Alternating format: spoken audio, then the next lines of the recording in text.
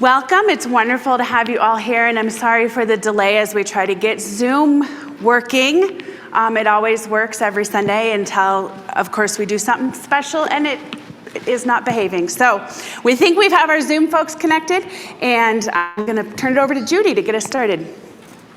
Thank you all for being here. For those of you who are in the room, those of you who are on Zoom, we're really pleased to be here. And we're also going to say hello to the people who will be watching this on YouTube, because we're going to post it. There were several people, congregations, who had other events planned and couldn't be here today but wanted to. So what we do today will be out in the world soon. So thank you again all for being here. I would also like to say we're really pleased to be welcoming for the first time Bread for the World's new organizer for the Southwest region, Ken Fujimoto, and we'll be introducing him more properly later, but he's got a big district. This is Arizona, New Mexico, Texas, and Oklahoma. Not a small area that he is responsible for. So we'll hear from him soon. First, though, I would like to ask Pastor Kristen to open us with prayer.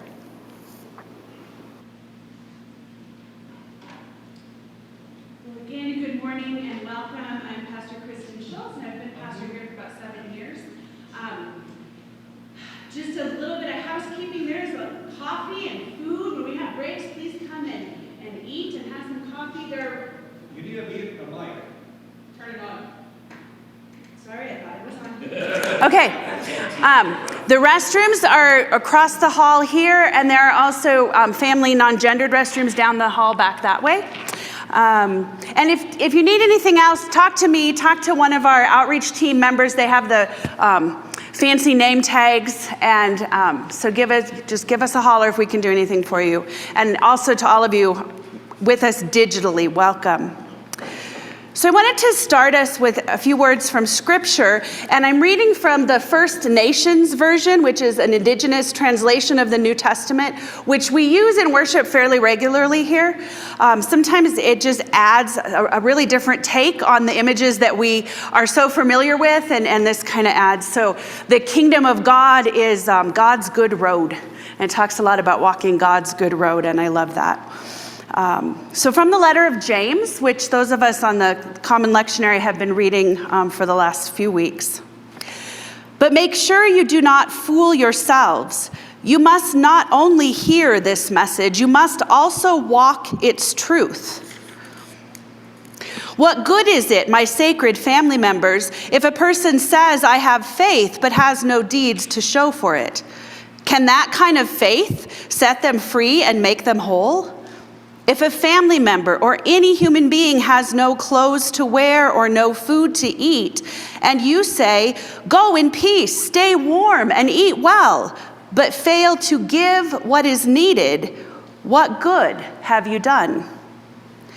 In the same way, without deeds, faith by itself is dead.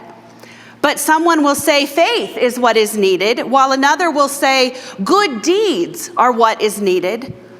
I say that both are needed. You show me your faith without good deeds, and I will show you my faith by the good deeds I have done. So what we're about here today is feeding people who are hungry. We know in our faith that in God's abundance, God provides enough for everyone, and it is human greed and human sin that does not distribute that, so that there are people hungry in this world, because there is enough. And so we're here to learn about how we can participate in making sure that everyone is fed. Our ELCA, the Lutheran Church in America, has every fall, we do this God's work, our hands, our way of reminding ourselves always that God's work needs us to participate with our hands. And here at All Saints, we say God's work, our hands, our voices, because we are really serious about the work of advocacy as well. Part of what keeps people hungry is the systems we've created. And so addressing those systems, I know I'm preaching to the choir, but that's what we're here about. That's what we're here about. God's work, our hands, our voices. So let us pray. Gracious God, we give you thanks for gathering us today to do this important work, to learn from one another, and to be in community with your people. We thank you for all the blessings you have given us, abundant food and well-being, and ask that you teach us and guide us as we seek to share those blessings with all our neighbors, near and far. In Jesus' name we pray. Amen.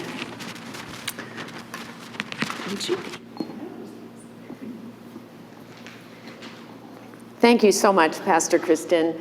And I want to thank you also for being such a good supporter of bread, because sometimes when you have that support from the pastor, it makes a lot of difference in what happens in a congregation. So thank you very much, and for the inspiring that you do for us every week. I would also like to thank Ray Vandemotter, the chair of our Outreach, Advocacy, and Rapid Response Committee. Is Ray is here? Thank you. So Ray heads up a group of people who who head up their own little ministries about which they are very passionate. So it is kind of like herding cats.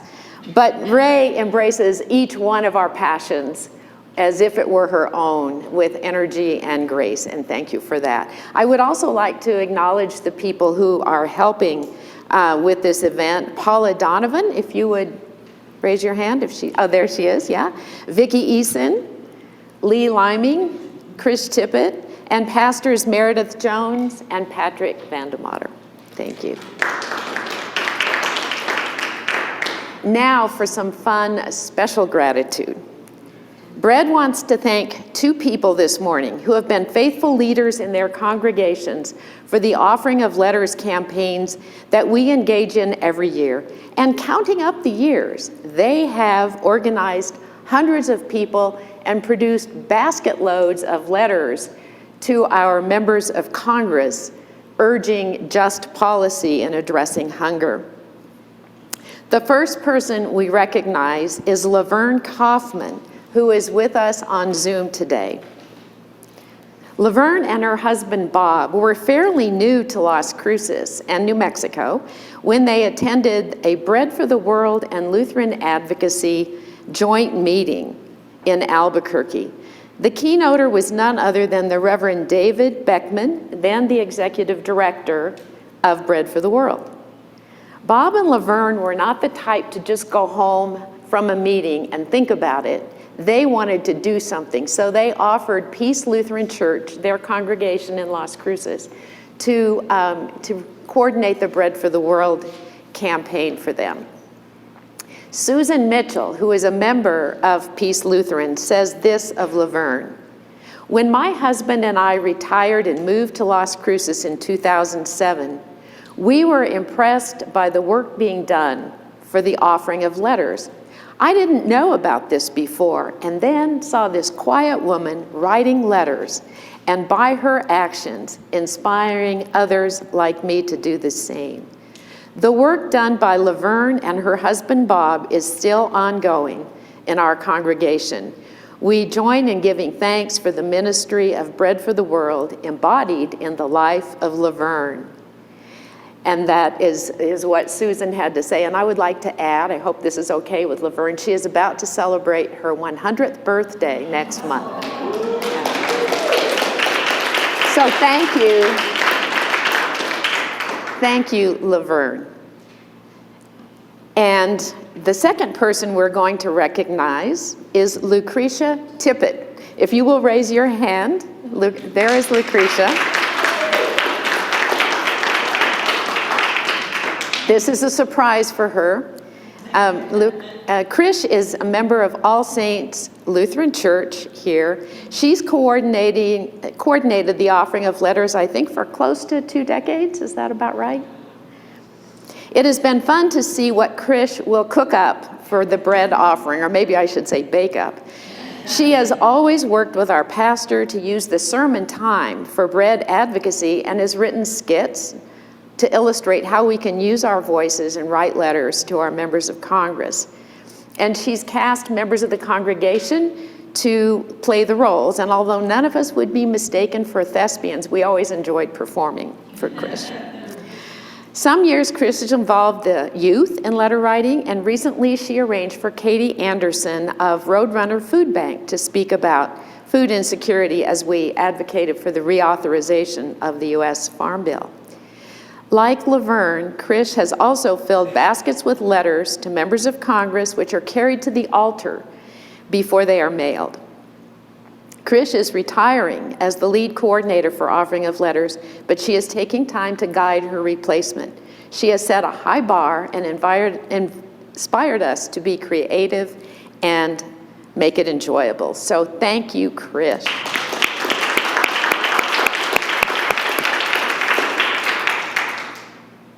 I would like to say that Lynette Scherdovan is here from Las Cruces, and she will be the new coordinator for Bread for the World at Peace Lutheran there. So again, I want to thank both Laverne and Krish, and we are making contributions in their honor to Bread for the World. So thank you. All right. Next we have the offering of letters, which Carlos Navarro is going to talk to us about. Let me get my little notes. I was tempted to say Carlos is a person who needs no introduction, but I thought I would tell you a few things about Carlos. For one thing, he is a true North American. He was born in Canada, grew up largely in Mexico, I believe, and has lived most of his adult life in the United States. He couldn't do better. He has degrees from Loyola University in New Orleans and also Texas A&M. He got a master's, an MBA in international trade. He was a reporter and copy editor in grain markets and commodities. And he has been at UNM over 30 years, I think he's retired now, as managing editor of a Latin America database, publishing 3 newsletters on Mexico, Central America, and the Caribbean, and South America. So we all know Carlos as about 30 years Bread for the World coordinator. He served on the national board for 12 of Bread for the World. I always thought that was his job. I didn't know that he did it as a volunteer because he was always present. I've known Carlos since the 1990s. He was always present, always going around the state. He's also the founder and convener of the Interfaith Hunger Coalition, and he works for the New Mexico Interfaith Power and Light. So Carlos, please join or come to the podium now and talk to us about the letters. Thank you, Judy. You're making me blush. Before I get started, and I just want to let you know that what I'm going to present to you is bare bones, just a summary of what the offering of letters is going to be about. You'll get more later, but I want to recognize some folks right now. Jason Riggs from Roadrunner Food Bank.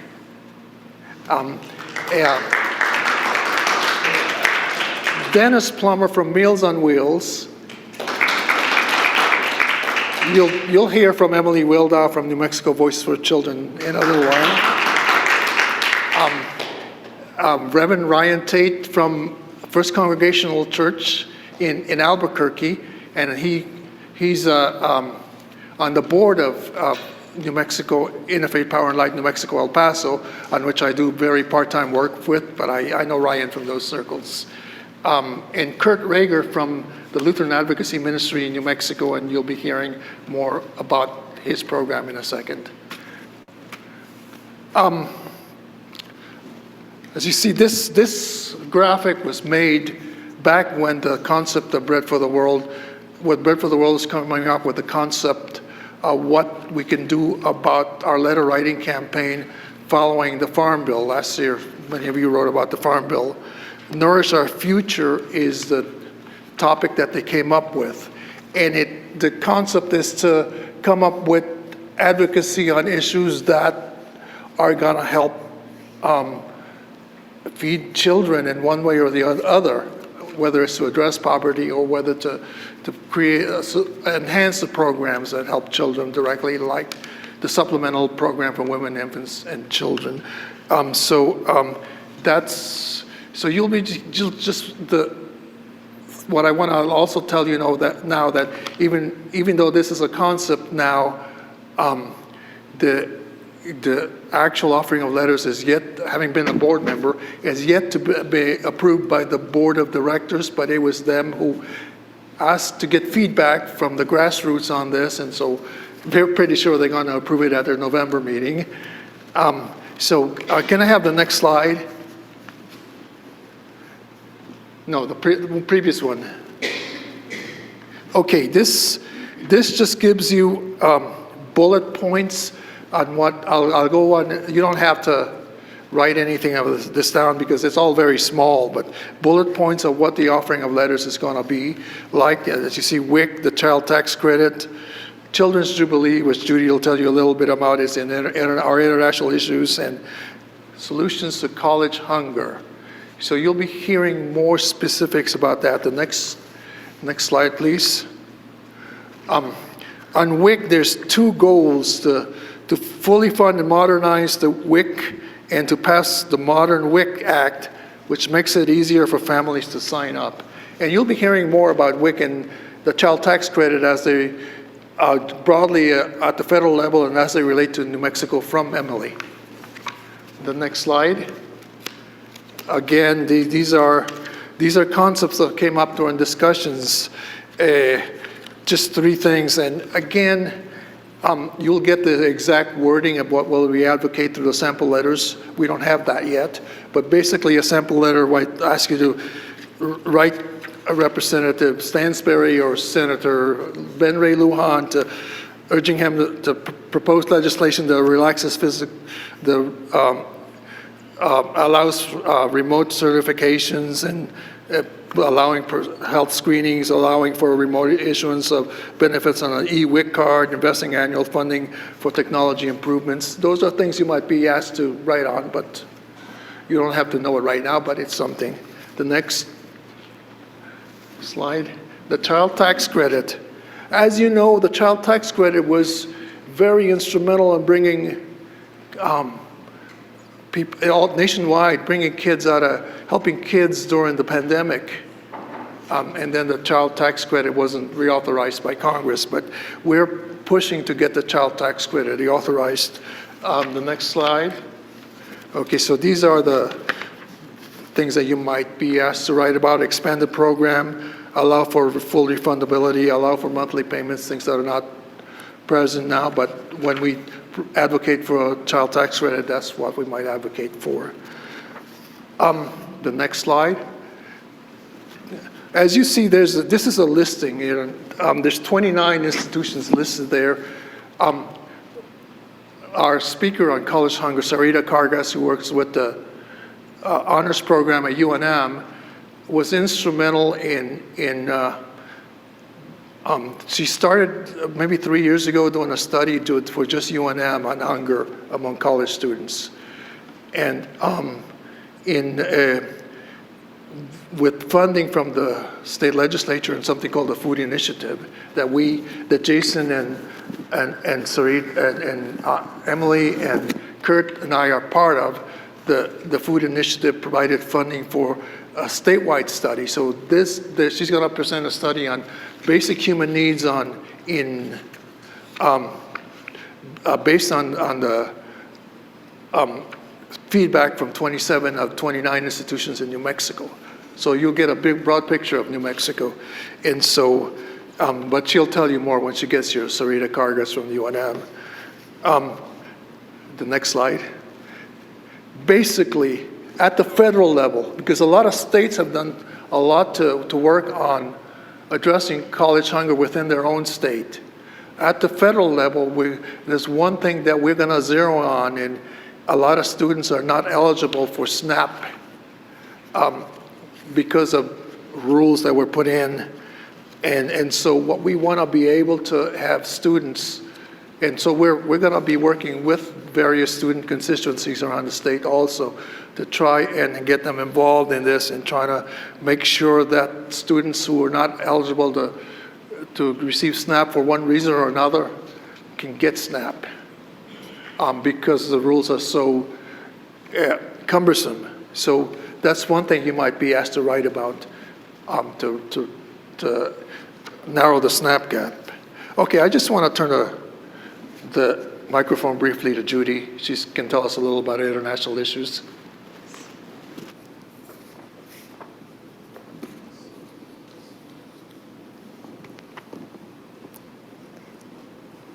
I have to bring my props. I am so glad that Bread is thinking about the Children's Jubilee this year, and that's debt relief for the world's poorest countries so that their governments can invest in healthcare, food, education for their children.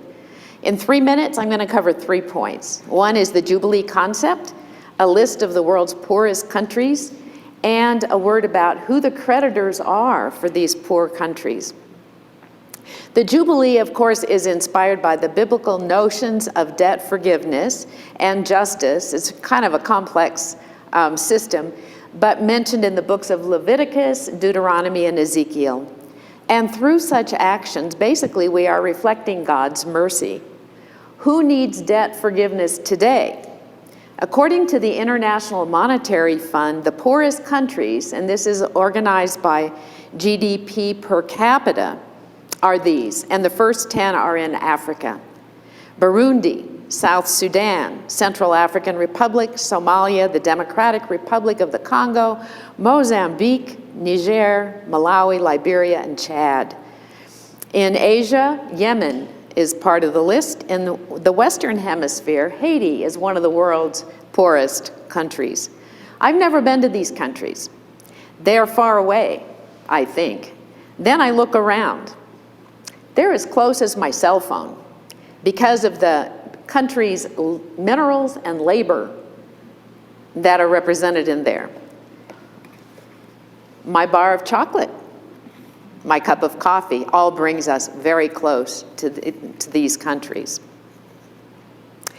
I wanted to just mention one in particular, the Democratic Republic of the Congo, a beautiful, mineral-rich country colonized by Belgium from the late 1870s into the 20th century. Resource extraction and labor exploitation were part of the colonial deal. The DRC became fully independent only in 1960, and that's within the lifetimes of some of us in this room. Not a lot of time to recover from the kind of colonialism they experienced. Developed countries and corporations still find it useful to profit from the DRC's labor and minerals, especially cobalt for our electric vehicles and our laptops and phones. Most of the world's cobalt mining, I think about 75%, is happening in the DRC now. Little kids in great numbers are in these mines. For more about the DRC situation, I recommend Cobalt Red by Siddharth Kara. It was published last year, I think. And he goes into this in an investigative way. So where is the good news about this situation? Debt relief is the good news. Since 1996, the Heavily Indebted Poor Countries Initiative has been in effect. As of May this year, the World Bank reported that $100 billion in debt relief has already happened. Who is relieving debt? The World Bank, the African Development Bank, the IMF, the Inter-American Development Bank, and all 22 Paris Club members. So who's in the Paris Club? Well, 22 countries like most North American and European countries are in it, as well as Australia, Israel, South Africa, and Brazil. But more needs to be done. More from the entities I just mentioned, and more from countries and corporations that have not participated much at all in debt relief. Just last year, world economists Intermit Gill and Ayhan Kushe wrote that the poorest countries have come to a desperate point, and we need to pay attention. They were speaking of the 28 poorest countries, home to 700 million people that need debt restructuring and other assistance. So let us work for the Children's Jubilee. The world will be better for it. Okay, did you want to say more? Okay. Just a word on debt relief. By forgiving debt, the way it relates to our offering of letters, it gives the countries more money, of their own money, to work on nutrition and food for their own people. And so that's the bottom line on the Jubilee. The other thing I wanted to mention is, don't feel overwhelmed. You've got 4 different issues that you're going to be writing letters on, and Bread for the World is very skilled at narrowing it down and you'll get sample letters. They're not ready yet. The board has to approve the offering of letters, and then there's a launch, official launch of the offering of letters in February. So I just wanted to let you know that. Okay, just briefly, just so you start thinking ahead, just think of what month you want to do your offering of letters. A lot of folks like to do their offering of letters around Mother's Day. It's always been a popular time, but it's not too soon to start thinking maybe even shortly after launches in March or April. I know a lot of times you're going to be running into the calendar for the Lenten celebrations, and so you got to navigate all that. I know we in the Catholic Church have to really take that seriously, that we don't want to conflict with what's happening in Lent. There's ways. Judy mentioned the work that Chris Tippett has done here. Those skits were wonderful. I mean, they were great. And we actually published a lot of them online, just so people would see what All Saints Lutheran was doing with those skits. But you can get a speaker. Maybe the Roadrunner Food Bank has contacts with a lot of these people. There's an organization that does specifically WIC in New Mexico, and maybe Emily or Sarita Cargas when she speaks, if you want to someone to speak to you about college hunger. So that's one way you can introduce the offering of letters. And Judy already mentioned this in introducing Krish, that the pastor, get the pastor involved in your offering of letters. It's not always. We find that a big challenge in the Catholic Church, getting the pastor or the priest involved in linking his sermon. It seems to be easier with some Protestant denominations, but that's not as easy for us in the Catholic Church. But at least we can find other ways of getting that involved. Then a couple other things, email messages. There's 3 popular ways to write letters. You deliver them to your local office. That's increasingly what people are doing. Deliver them to Representative Stansberry's office uptown, or Senator Heinrich, or Senator Lujan, or Representative Vasquez has his office in the South Valley. Just arrange ahead of time and then use that as a lobbying opportunity. And then and Ken's gonna be thanking me for this. Report your results to Washington. There's an online form that you can tell Washington. Washington wants to count the letters that we've written in the field. And I'm sure Ken's going to tell you more when he does his presentation. Finally, a couple of things. I'm putting my Interfaith Hunger Coalition hat now online. We are so pleased to partner with the newly formed Roadrunner Coalition to End Hunger, and they're going to give us their space on Zoom on Wednesday, October 16th, which happens to be World Food Day. The Interfaith Hunger Coalition has celebrated World Food Day since 2016 in one form or another. We've had ritual services. Last year we had a service at the Tingley Beach Overlook, and because it dealt with water. It was very much interfaith. This year, what we're going to do is look at 5 different regions and have folks tell us success stories of how they are dealing with an increase in demand for food in their area, creative ways that they're working with that. And so I encourage you to join us on October 16th for that. There's one more, just a couple of things. Kurt, do you want to tell us a word about what's coming in November? Sure. Wait for the mic. Tech team, they're rough at this congregation. Mike. Oh, there. Oh, jeez. I'm just going to say a couple of things.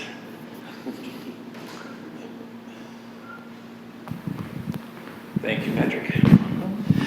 Well, I think most of you know me, Kurt Rager with Lutheran Advocacy Ministry of New Mexico. It's great to be here. I've been a director for 5 years now, and all of you are familiar faces, or at least most of you are, because you often attend our events. And we have an event coming up in November. It's our annual Fall Advocacy Conference. And since the pandemic, we've changed the pattern up a little bit, if you will, in terms of inviting special speakers related to 3 or 4 of our primary advocacy efforts for the coming legislative session.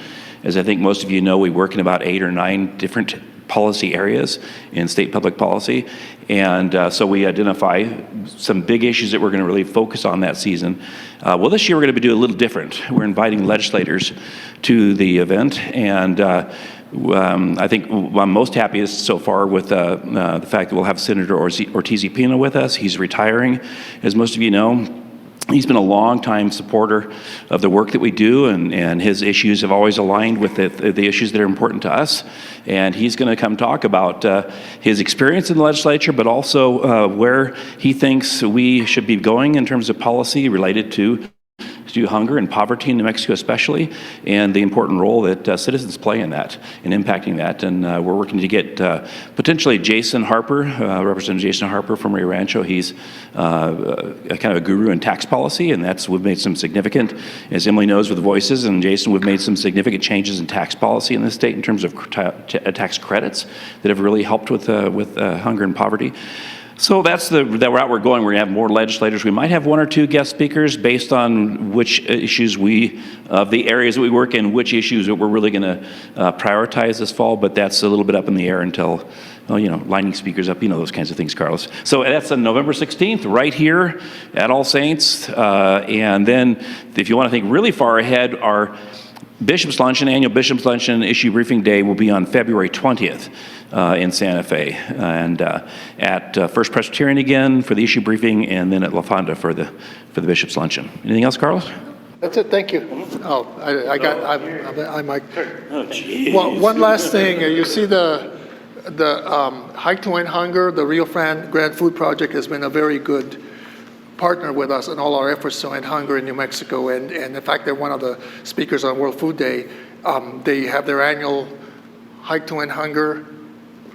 Go on their website, that just tells you where it is, and they used to do it in Corrales along the river, but their co-sponsor was a brewery, Boxing Bear, and they're not there anymore, so they moved it over to Pat Hurley Park, and so I ask you to support them. So thank you so much, and I'll give it back to Judy.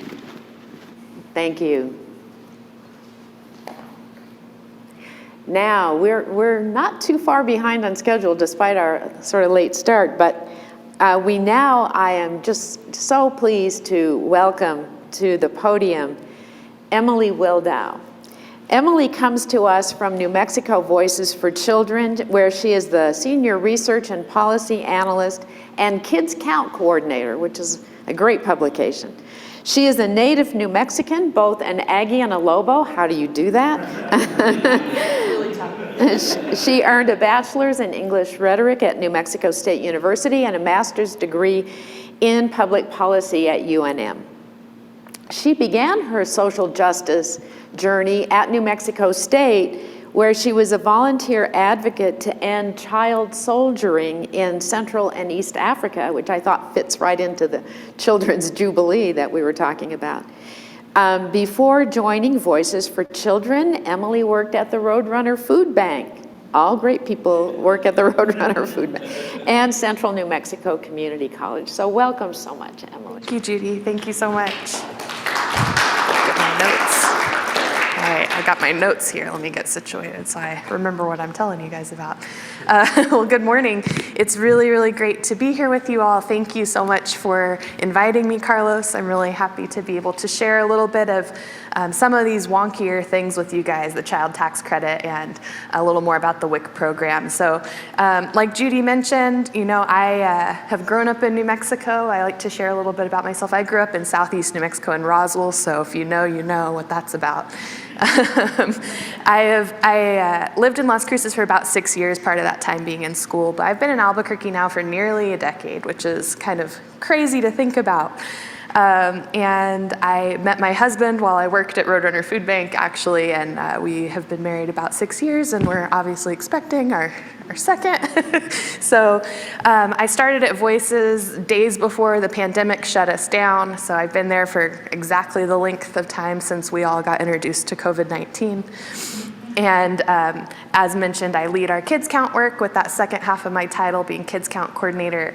But I also lead our K-12 and higher ed policy work, and then I lead on our food security work, which is how I'm plugged in with all of you wonderful people, getting to work together to help folks have more food security in their lives. So yes, perfect, that's the slide we're on. So you guys are probably pretty familiar with New Mexico Voices for Children, but just in case there's anyone in the room who isn't, our mission is to champion public policies that improve the well-being of New Mexico's children, families, and communities. And so you may be wondering why an organization with this mission is working on tax policy. It's a good question. So we were actually founded about 40 years ago by pediatricians, and they were seeing kids come into their office with these problems and illnesses that could have been addressed upstream if we just had stronger policies in place that could support kids and families to really thrive. And so New Mexico Voices was born out of that. And we started focusing on health policy, obviously, but also education and family economic security, with that realization of the interconnectedness of those things in allowing our kids to be healthy and to thrive. But you know, we'd get up to the roundhouse and we'd ask lawmakers to support policies that would help our kids and families, and we'd often hear the same answer. We would really love to, we really support that, that'd be so great, but we don't have any money in our state. And so we had this idea to start working on tax and budget issues, because we want to make sure that the state is working to lessen our reliance on oil and gas, to equitably raise adequate revenue to support the kinds of programs that can improve the lives of our kids and families, and to have a tax code that's more fair, so that the folks earning the lowest amount of income are not paying such a high proportion of their income in taxes, but the folks at the top are paying their fair share, and the companies are paying their fair share. So we got really invested in that work. And so we continue to work on the policies that improve health, education, economic security. But all of that's done under this umbrella of raising sustainable revenue and improving tax fairness in our state. So with that, perfect, that's the right slide. Little bit of background. I want to start with just kind of an overview of the child tax credit, the CTC. It's a really powerful anti-poverty tool. The federal CTC was established in 1997 with the intent of supporting families with children by offering that tax credit. And the intent being that the credit would incentivize work, really, for these families. And the credit is intended to provide that extra bit of income to improve economic security and improve things like food security and having basic needs. The credit is really not indexed to inflation for the most part. So there's a little bit of an exception. The amount of credit that families with children under 17 can receive as a refund, so the piece that they can actually get back as cash, will increase annually with inflation until it equals the full value of the credit. So there's a little bit of an adjustment there, but the actual maximum credit doesn't ever adjust with inflation, which makes it lose its power over time. In 2017, the child tax credit was doubled to $2,000 per child from $1,000. That was through the Tax Cuts and Jobs Act. And $1,600 of that is refundable, which that just means that if the credit exceeds the amount of taxes owed, then the taxpayer can receive up to $1,600 of the balance as a refund. But the Tax Cuts and Jobs Act is expiring next year in 2025, and the child tax credit will return to its previous form at $1,000 if no action's taken. And at that time, taxpayers will only be able to claim the CTC up to $1,000 per child. So, as was mentioned by Carlos, we all know a big component of pandemic relief legislation was to temporarily expand the federal CTC in 2021. And at that time, it was actually expanded to $3,600 for kids under 6 and $3,000 for kids up to 17, and it was fully refundable, so families could get that whole amount back as a credit. And it also did something else really important. It removed the minimum earnings requirement, which is the requirement that a family has to make a certain amount of income in order to even become eligible for the credit. So it has been historically limiting the people with the lowest incomes from accessing the credit. And during the pandemic, that requirement was waived. So we saw huge amounts of kids becoming pushed above the poverty line and leaving poverty because of this. Those temporary expansions, they expired in 2022. And so what we know about that is in 2021, the CTC lifted 5.3 million children out of poverty. But in 2023, after the expiration of expansions, it only was able to lift 2.4 million kids out of poverty. So it cut that back in half and put those kids back in poverty because of inaction in Congress. Next slide, please. Cool. So I want to go over a little bit more of the kind of mechanics and details of how the federal CTC works. Like I mentioned, there's that minimum earnings requirement. And right now, that means that families who earn less than $2,500 annually, who are the families that really need the most support, are ineligible to claim the federal child tax credit. The credit phases in at a rate of 15%. So what this means is for every $100 above $2,500 in earned income, the taxpayer will receive $15 in child tax credit. So as you even become eligible, you're earning very small amounts of child tax credit until you reach a threshold that Congress has decided means you're worthy to receive the whole amount of the credit. There's also a phase out at this point in time. The credit is reduced by 5% of your adjusted gross income once a family crosses a maximum income threshold. And that's currently set really high with the Tax Cuts and Jobs Act. It's $200,000 for single parents and $400,000 for married couples. But when that act expires next year, the credit will not only be cut back in half to $1,000 per child, the phase-in will actually begin at $3,000, so it'll cut some more of our lower income folks out of being eligible for the credit. And the phase-out will begin much earlier at $75,000 for single parents, $110,000 for married couples. So this is just going to further limit the number of kids who could really benefit from having the CTC in their household, that could have this extra money available to support their food needs in the home. I want to share this statistic. Currently, about 37% of kids in New Mexico are living in families with incomes that are too low to qualify for that full federal child tax credit. So we fully have 37% of families who cannot qualify for that maximum amount of $1,600 for their kids.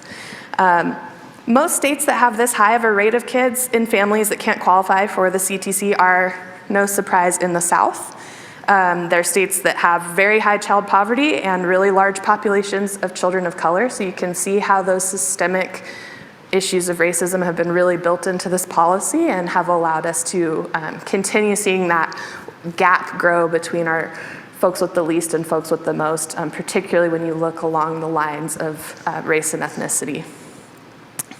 Kids who are excluded from the full CTC are disproportionately young children, they're children in single-parent families, and they're children in rural areas.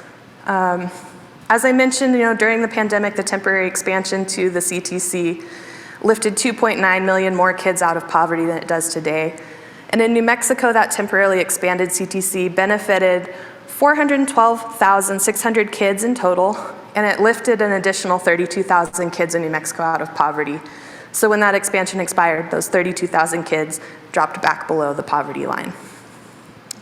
We'll go to the next slide, please. So this is for my visual learners in the audience, so if that was a lot of jumbled numbers for you, I want to explain a little bit about this graph. It basically shows the structure of the credit that I was getting at.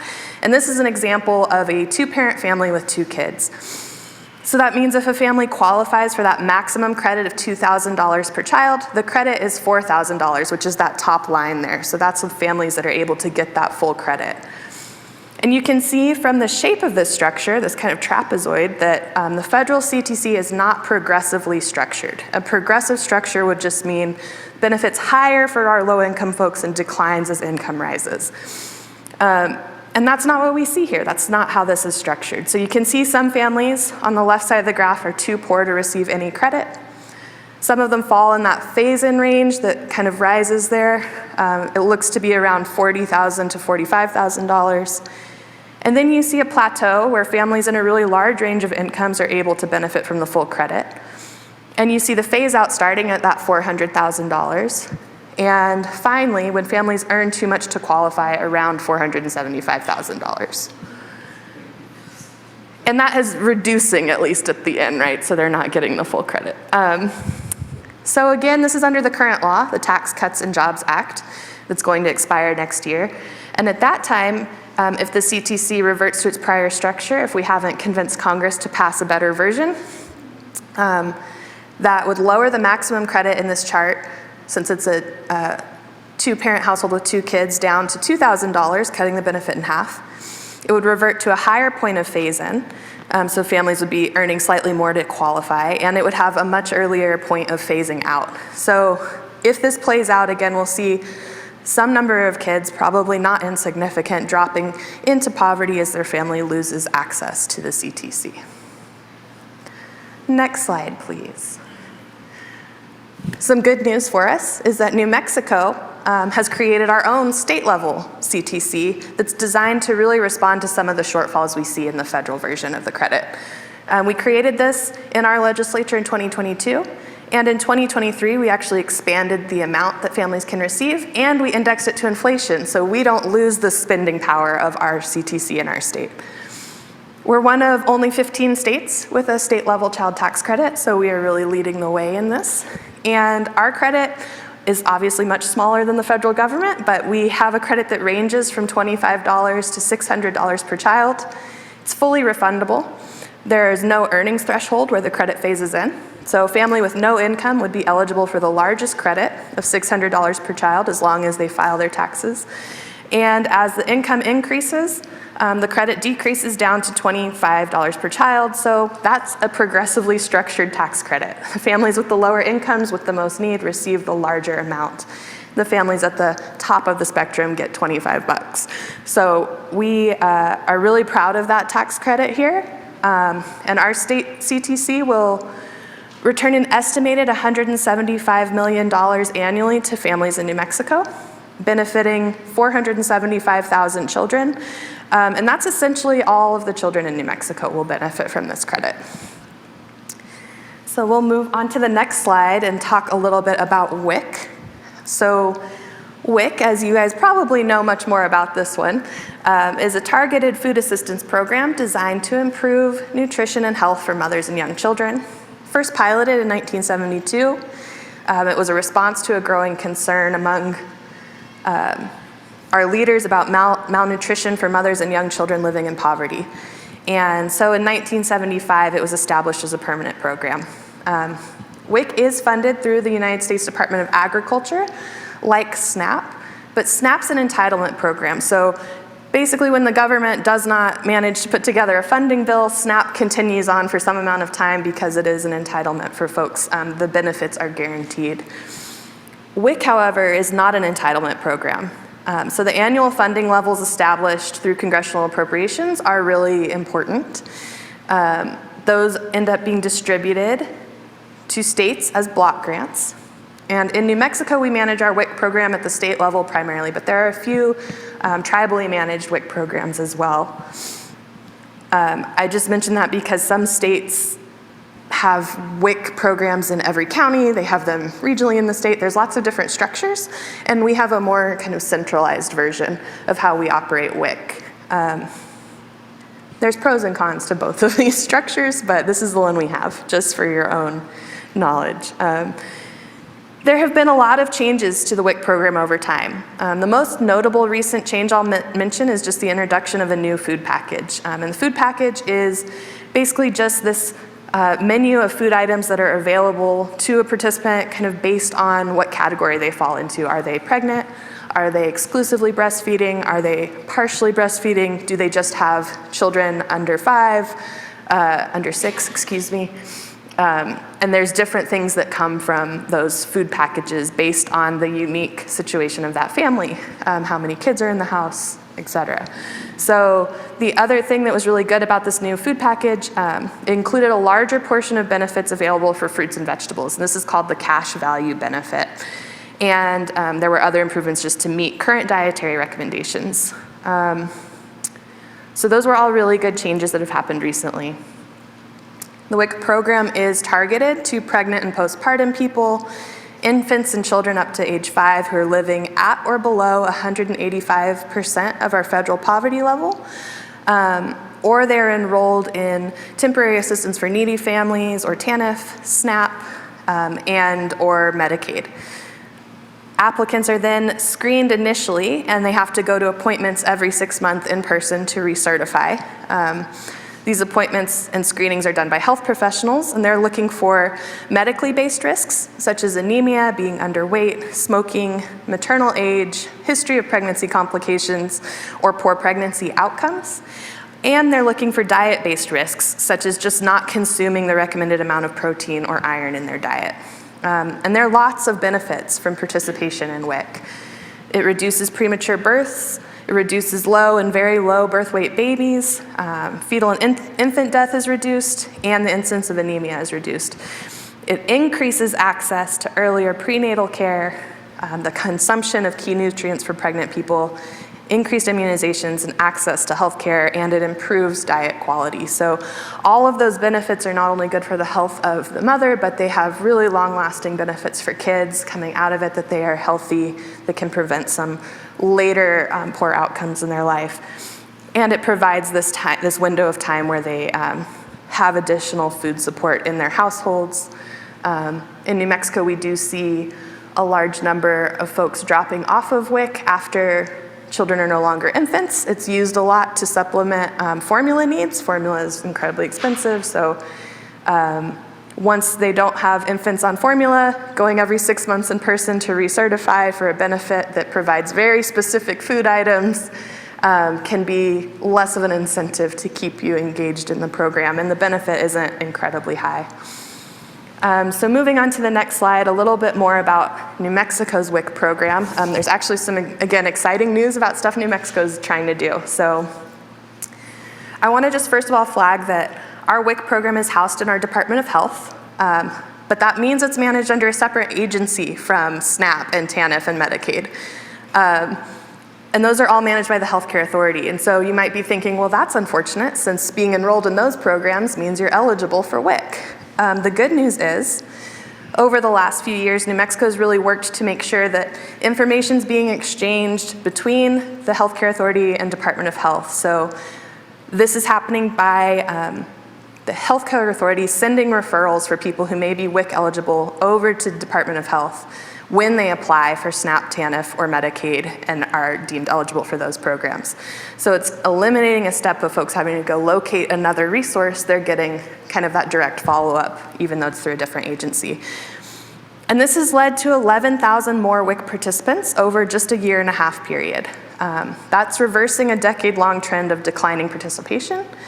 And we were actually the first state to link the participants between these programs. So once again, despite what you might hear about New Mexico, we are leading the way in a lot of these things. Other recent changes include some key modernizations to improve the experience of WIC participants. So you heard Carlos talk about some of those things you can ask for them to do to improve the program. New Mexico is working on doing those things regardless of what the federal government says about the program. So they created an app for their participants. So we can now have WIC participants who schedule their appointments online, which just solves for some other problems. They can upload documents there, so they don't have to remember to take them to their appointments. And there's a food shopping guide that they can access. And there's also now an option for using your phone to make your WIC payments at farmers markets, which is really exciting too, especially with that increased cash value benefit to buy more fruits and vegetables. And now you can really access those locally grown things using your WIC benefits really easily. One of the silver linings of the pandemic is that curbside pickup, online shopping, and self-checkout options are becoming really more standardized in stores that accept WIC. So folks can shop online, pick up their groceries, and they can go through self-checkout, which was not a thing that they could do a few years ago. You had to go through a line with a cashier. Some of the pandemic-era expansions in the food package, we were able to, in New Mexico, make permanent. We have a pretty expansive food package as far as the parameters of what's allowed. So there's just more variety of foods that our WIC participants in New Mexico are able to access. And that larger cash value benefit that I've mentioned a couple times to buy fruits and vegetables, as opposed to the value of very specific item prices that you get for other items for WIC, that's really translated to huge increases in purchasing of fruits and vegetables for New Mexico's WIC participants. So getting more fresh food, as we all know, is really important and beneficial to the health of a household.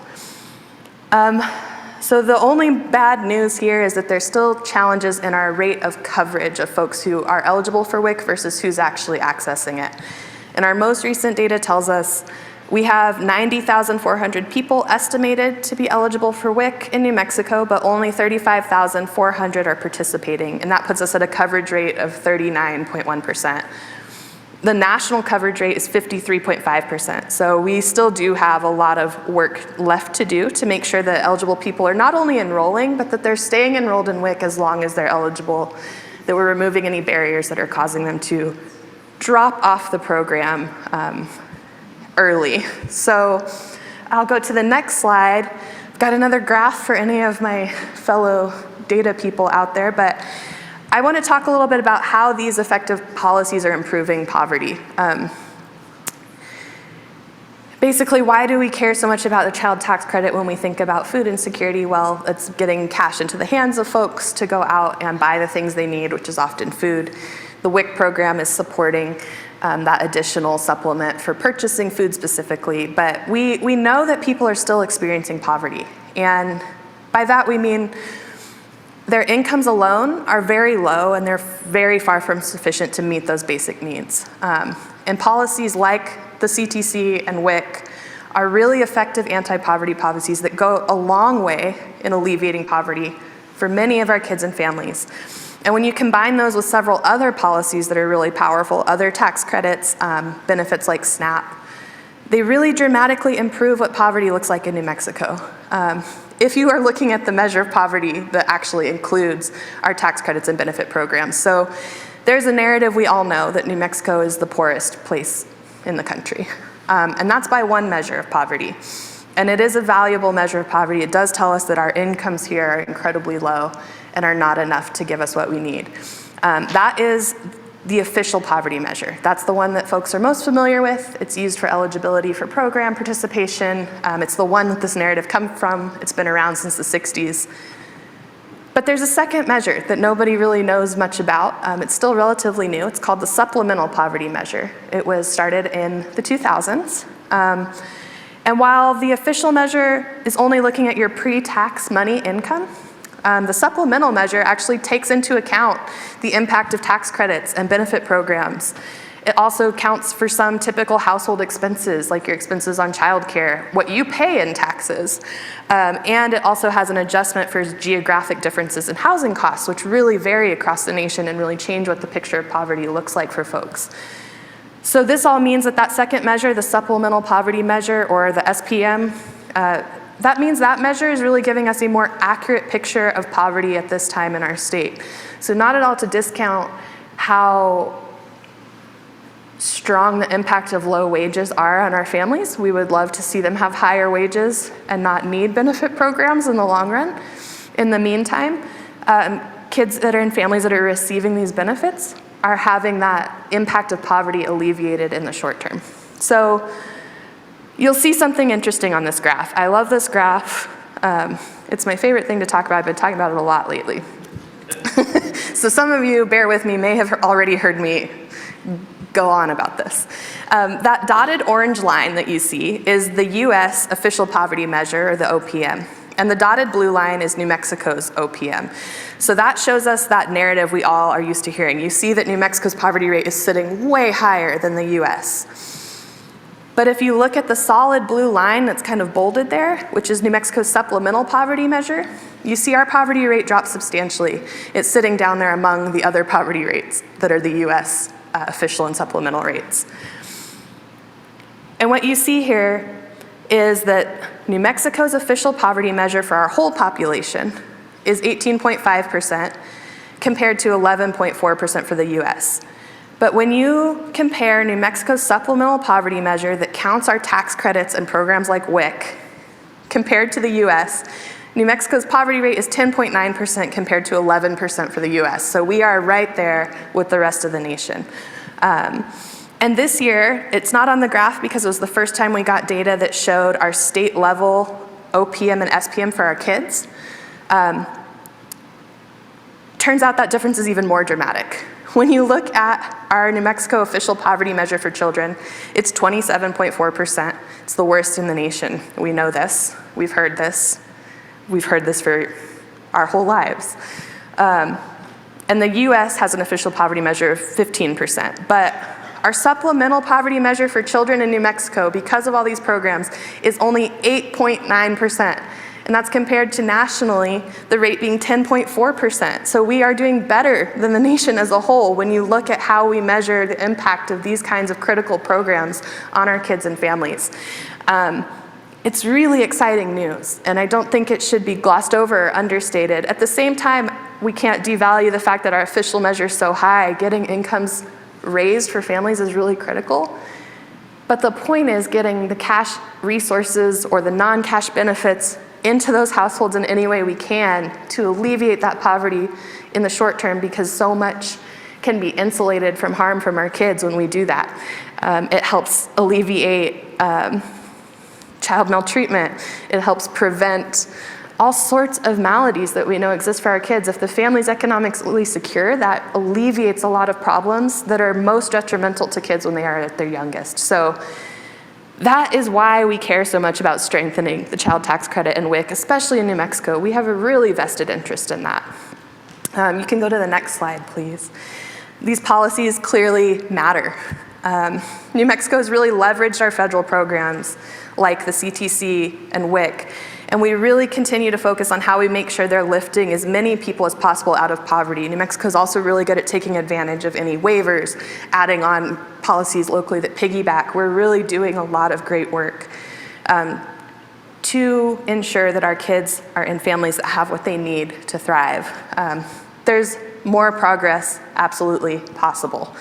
It's really necessary to improve access, to support strong implementation of programs, and to remove barriers that prevent people from accessing support. And we want to maintain and expand these policies depending on what's appropriate and what's politically feasible. So we'll go on to the next slide here. So along with just flat ensuring that funds aren't cut, there are a few broad recommendations that I like to just add for additional advocacy and support as you start thinking about your letters that you'll be writing. We know when the pandemic era CTC expired, Congress chose to allow millions of kids to drop back into poverty.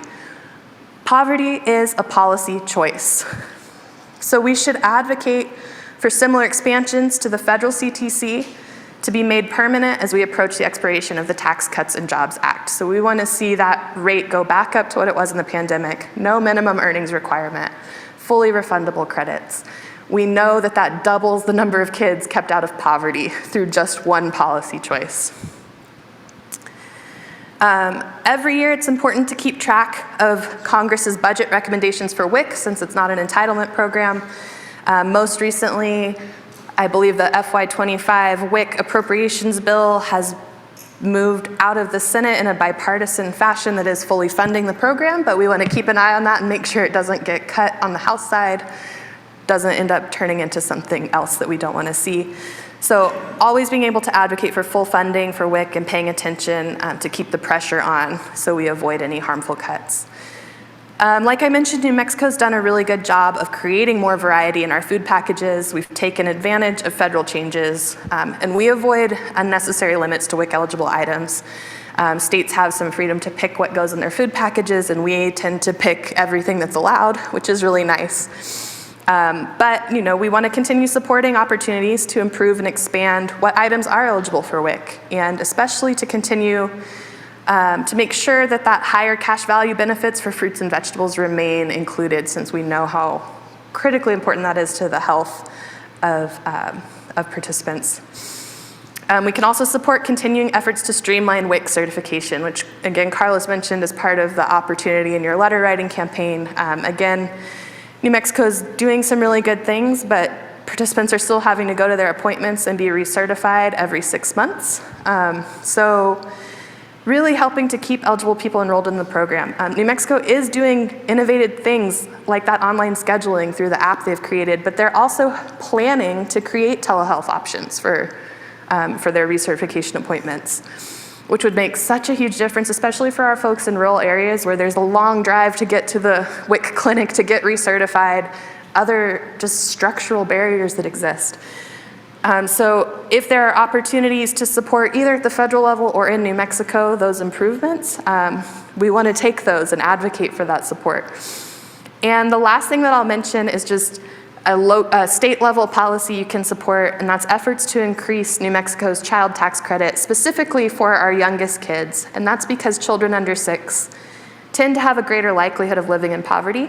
So if you target the increase in the credit for this age group, that would specifically help address the gap in poverty rates between our youngest kids and all of our kids as a whole.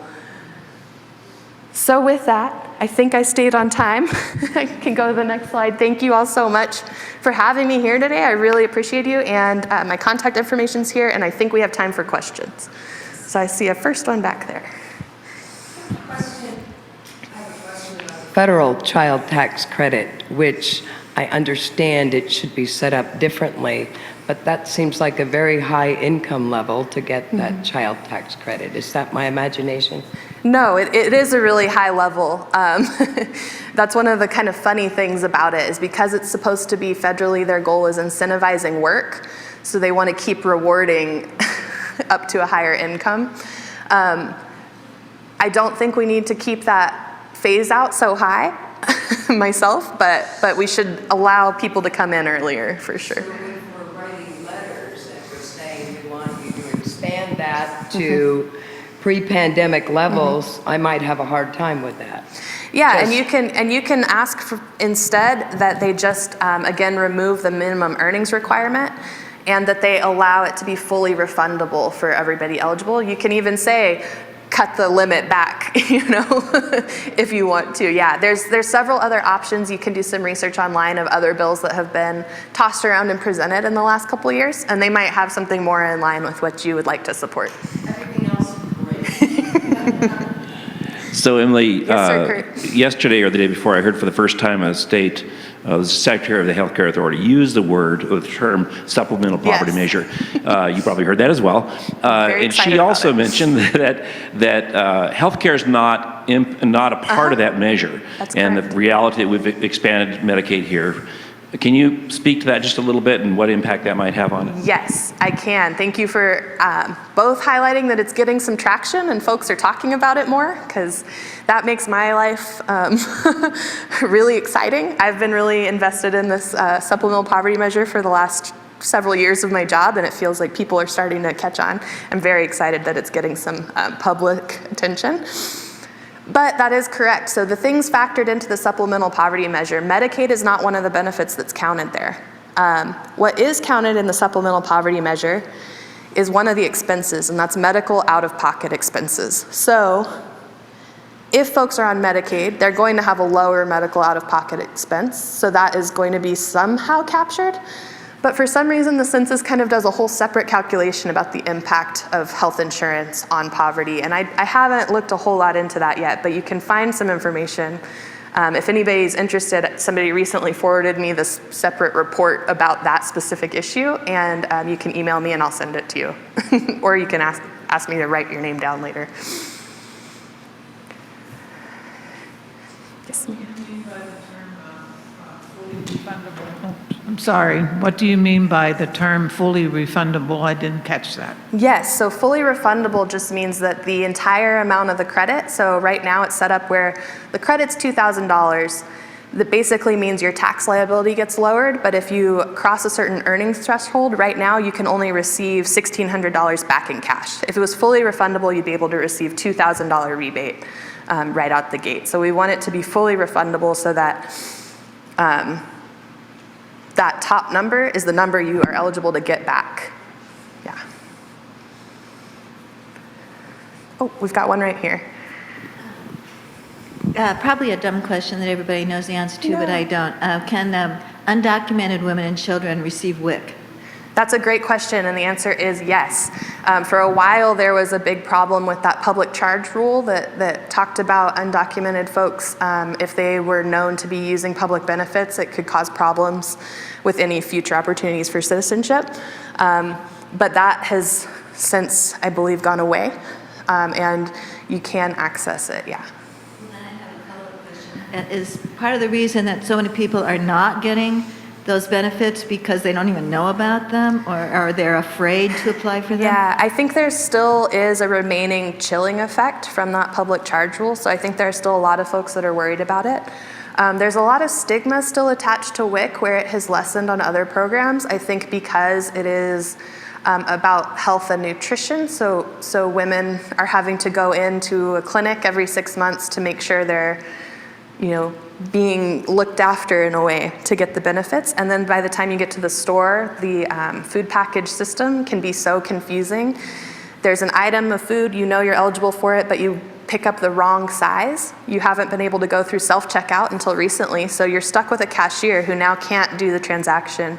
There's a lot of embarrassment that comes up with having people watching this happen. And so I think that has been a big part of the issue as well. There's also this idea that folks abuse WIC benefits and create a black market of baby formula, which the benefit is so difficult to get that doesn't really track for me, right? Why would you take this time to get a low benefit to do something shady with it? It doesn't, and it's still getting baby formula to somebody. So there's a lot of factors that kind of go into play that still really limit people's interest in applying.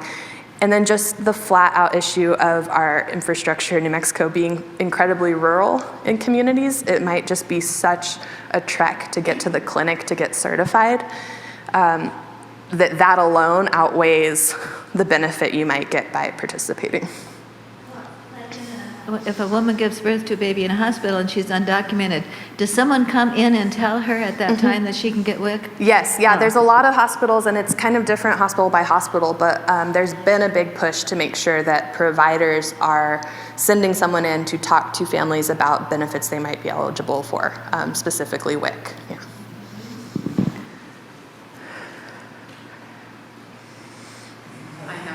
Yes. Oh, yes. My question, I'm so proud of the child tax credit that we have in New Mexico. And I just wonder if you would talk about how advocate groups like New Mexico Voices for Children, how did you help shape that policy? Yes, we did. That was our bill that we led on. So, doing this tax work that we talk about. We know kind of all the key players in the tax committee.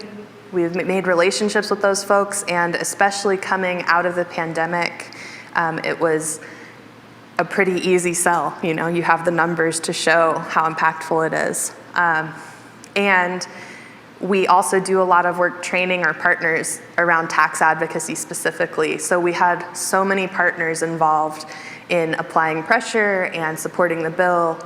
And that makes a huge difference in the Roundhouse. When you all show up in Santa Fe to support a bill, that makes it a lot harder for them to say no to it.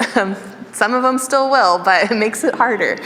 And this in particular was a really, really good policy. There was kind of no arguing that we needed it.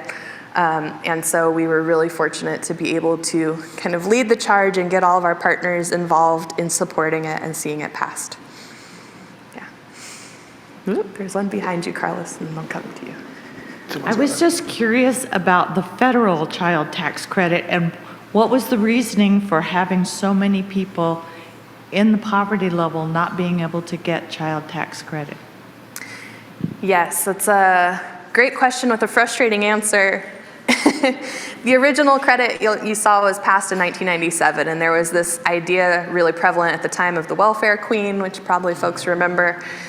So all of the benefits created in the 90s really had this strong work incentivization factor built into it. So basically, what they're saying in the budget when they structure the child tax credit this way at the federal level is that what they value is how much money you can make, and they don't value caring for somebody's basic needs if they don't make enough money. They value you as a worker over everything else. And that shows up in the structure. It's a equity issue. It's a stigmatizing issue. It's an issue of what is it that we care about in our communities, our society. Are we really just trying to help the poorest people have what they need, or do we think they need to earn it? And I think that's still really baked into the federal credit. Carlos had one up here. Yeah, one of the efforts to improve WIC is modernizing WIC. And I know part of that would be through, you mentioned telehealth and things like that. I know that states like Alabama have an app that people can use to enroll in WIC, or someone from Alabama was in one of our calls saying that their app is outdated, so they need to update their app. Right. But what tools do we have in New Mexico to improve access through technology? Yeah, that's a really good question, and it's a tough question because we have so much challenge with our broadband access, so it'll only get us so far on its own. But we do have an app too, but our app is new, so hopefully that means it's not out of date. And they've been really working on moving us to that, what was the phrasing, the electronic, like adding the benefits electronically, because right now, I think it's still true in New Mexico that to get your benefit card even refilled, you have to go in physically to do it, instead of like with your SNAP card, how it just automatically refills. So that's the thing that the state is working on. I'm not sure where they are in the plan, but they're trying to transition to that to make one less stop you have to make at the clinic to refill your card. And then they've got this app that they're really planning to build in a lot of those things, so it's kind of like a one-stop shop app is the idea. And then that whole communication between the Healthcare Authority and the Department of Health to send referrals across for folks that are in SNAP, TANF, and Medicaid over to DOH for WIC. That's all happening through the online referral systems too. Yeah. So I don't know much more about technology, unfortunately. I can't share a lot more, but that's what I know. Hopefully the federal program is going to provide resources for Exactly. That's what we want to see, is the feds providing the money to make those things happen. Any other questions? We have time for about one more, maybe? Okay, thank you so much, Emily. Thank you.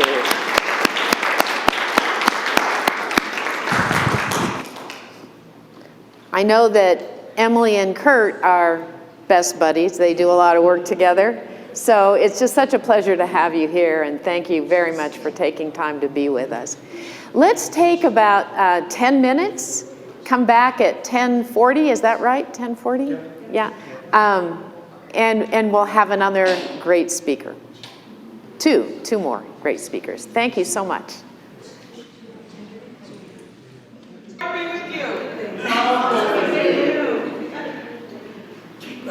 Thank you, Ed. I hope you all had a good break. I want to introduce our next speaker, but it is. I hope. Let me see. Can people hear me? The green light's on. The green light's on.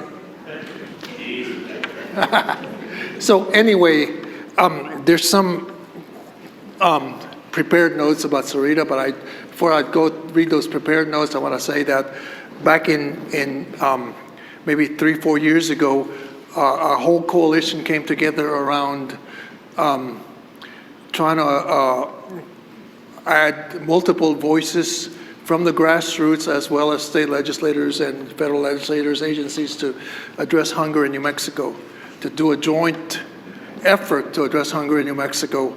It's got a long name, the Food Agriculture Water Initiative or something like that.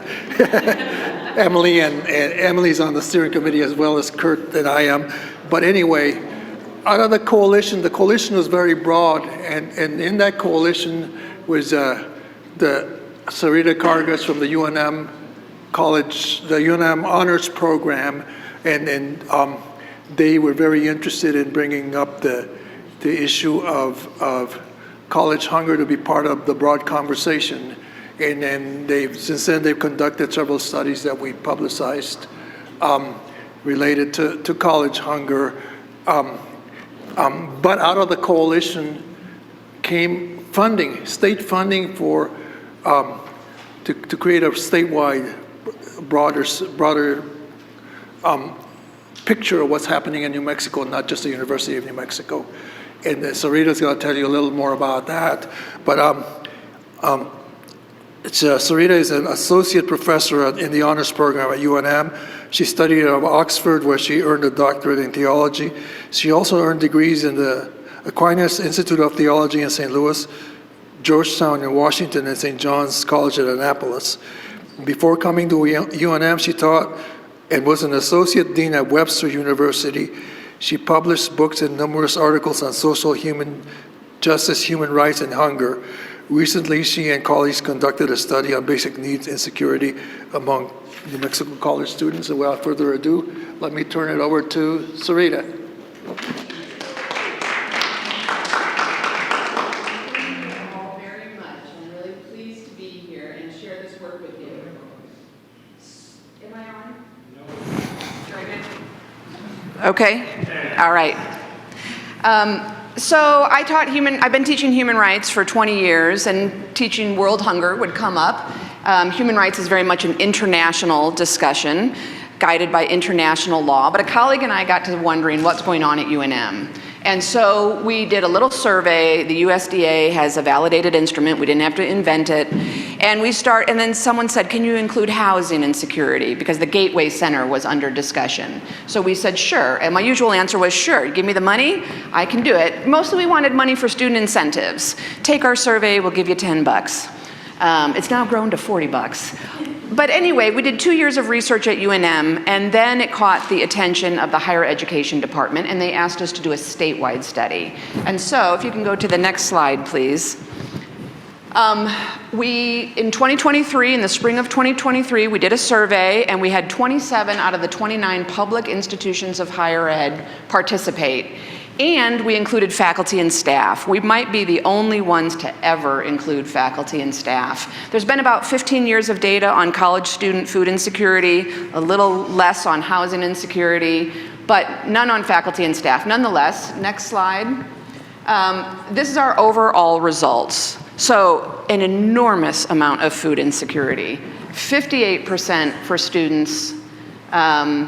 Housing insecurity is even worse, and 13% of our participants were homeless students. So we're talking thousands and thousands of people that just took our survey. There was about 10,000 students and 4,000 faculty and staff, but there's about 120,000 students. So if it's 50% of 120,000, you're starting to get the picture. Next slide. The USDA has 4 levels of food security: high, marginal, low, and very low. And you put the bottom 2 levels together to come up with the food insecurity figure.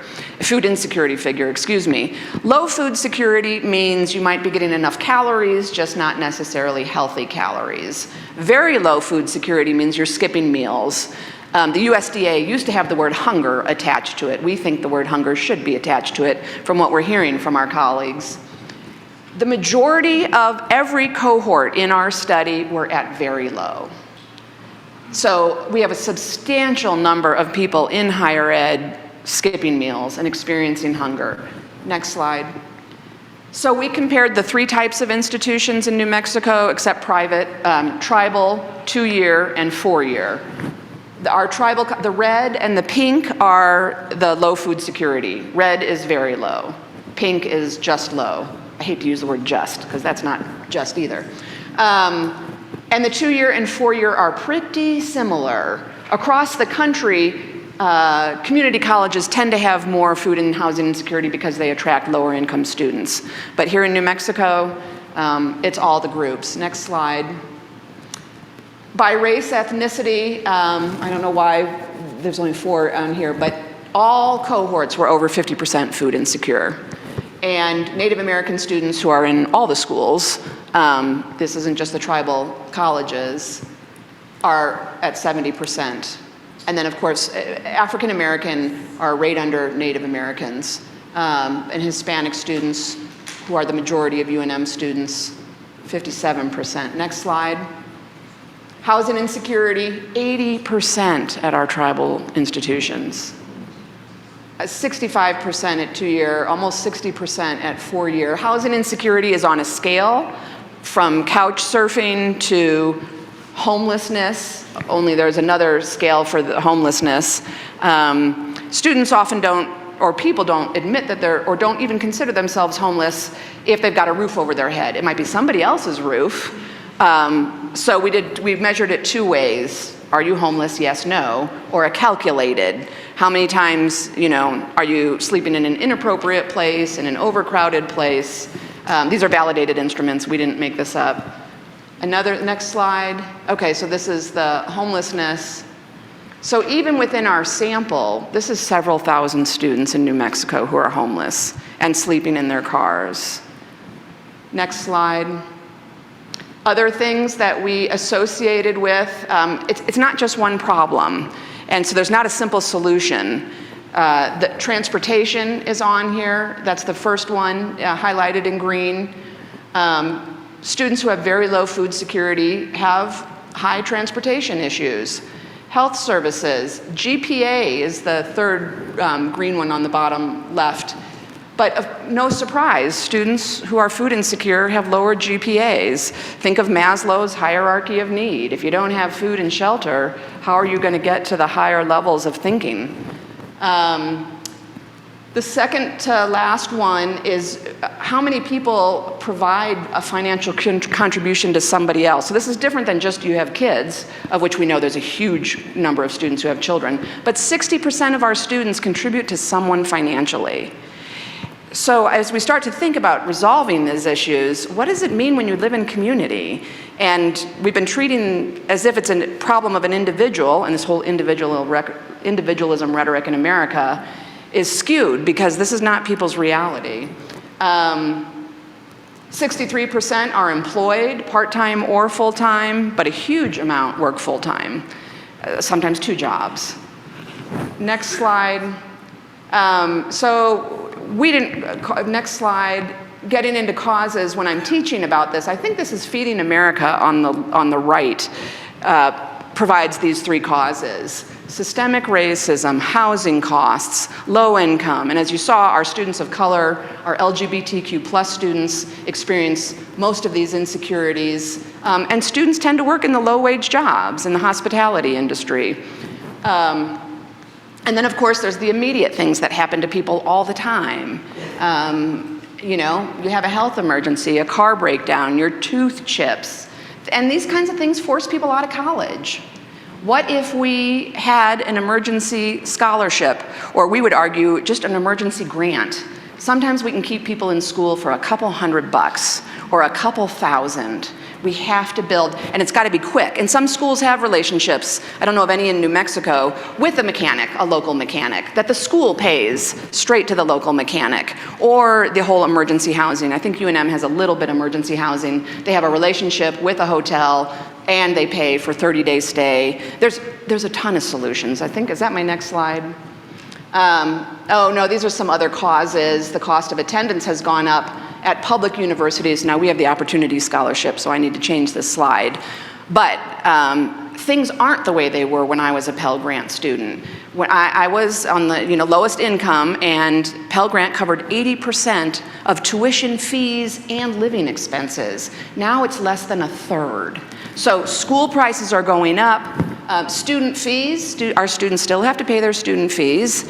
They're growing hugely. My students did the calculation for me in class this week, and I think every student at UNM is spending $850 a year or a semester, and they don't know where it goes. I mean, we looked into where it goes, to the gym. Well, but I never use the gym, one of them says to me. Or to, who knows, I can't remember what the breakdown is, but students aren't having a lot of say, so we're working on getting them to speak up for their fees. Next slide. So I teach human rights, and Americans don't use the language of human rights very much, but food and shelter are basic human rights. They're on Maslow's basic hierarchy of needs. They're at the fundamental level, but they're also a human right that the entire world acknowledges, the Universal Declaration of Human Rights. Even on the US State Department, Department of Labor and Human Rights, they have a picture of Eleanor Roosevelt holding the UDHR. It's a declaration, so it's not a law. It's easy to say, yeah, we like it. It's a good idea, because they don't have to do anything about it. But then the UDHR has been turned into law, a variety of laws, a variety of covenants. And the ones that legalize food insecurity, a right to food, the US hasn't signed. There's something called the Rights of the Child, the Convention on the Rights of the Child. It used to be us and Somalia who had not signed it. Somalia, a failed state, managed to sign it in the last few years. The US still has not signed the Rights of the Child, which puts the right to food into law, for example. But maybe we should use this rhetoric much more.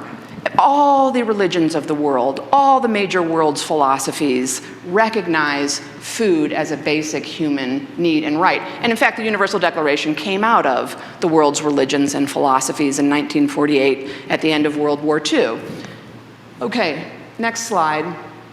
And so I really like this political philosopher at Harvard who has developed a framework about how to think about unfulfilled rights. Another political scientist had said, hunger is an orphan issue. It's complicated. It's not clear to say whose fault it is. And without being able to pinpoint an exact target, we have a hard time pinpointing responsibility.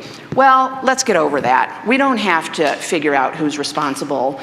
We all have responsibility to do something about it. And she would say, who's connected to the problem? So in higher ed, it's our institutions and our legislators. So we ask who is connected to the problem and what can we do together moving forward? And this is the philosophy I preach. Next slide. So everybody can do something about it. At the state level, I think my colleague in the higher education department wrote these bullet points. The big one that we need to work on the bottom left, allow attendance to count as the work requirement for SNAP. Right now, college students have to prove they work 20 hours a week. It's very hard for some students. Work study is usually 20 hours, and a colleague told me, who manages work study students, my office is open from 9 to 5, and if they can't fit in 20 hours with their work schedule, I can't get them 20 hours of work. Or my nephew was on work study by working at the gym. The gym closes at Christmas. The gym closes on breaks. He gets dumped off SNAP, and then it's hard to get back on, and he's got to make an appointment, some similar things we heard from Emily. But another thing having to do with SNAP is the second bullet point on the right. I've read an article that said 80% of colleges and universities don't even do SNAP outreach. $3 billion is left on the table by eligible college students. They don't know about it, there's stigma, the application is horrible, and the 20-hour work requirement is a huge obstacle.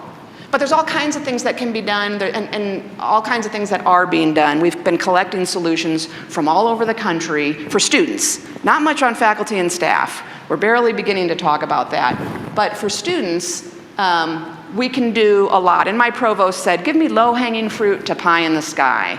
Okay, keeping SNAP outreach on campus is low-hanging fruit. Having a social media campaign, meeting students where they're at, that's kind of low-hanging fruit. Nothing's easy, and it requires staff time. We don't have enough staff.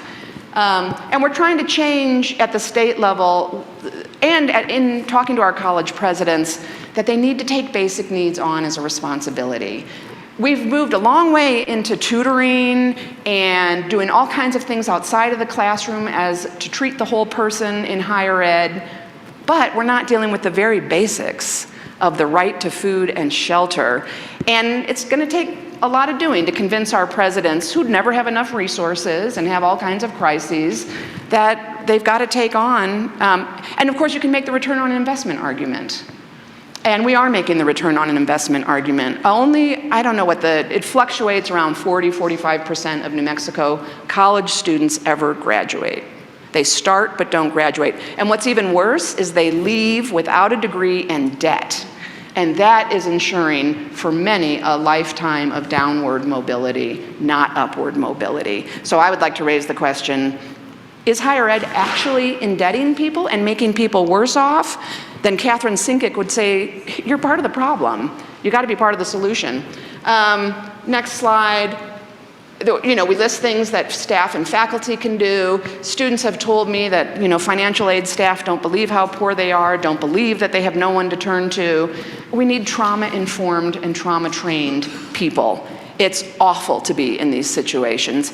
And it's hidden. Students suffer in silence. Again, it's this American myth of pull yourself up by your bootstraps. It's your fault if you're in this position, or your family's fault. We've got to change that narrative. And we have to change the narrative of the privileged college student.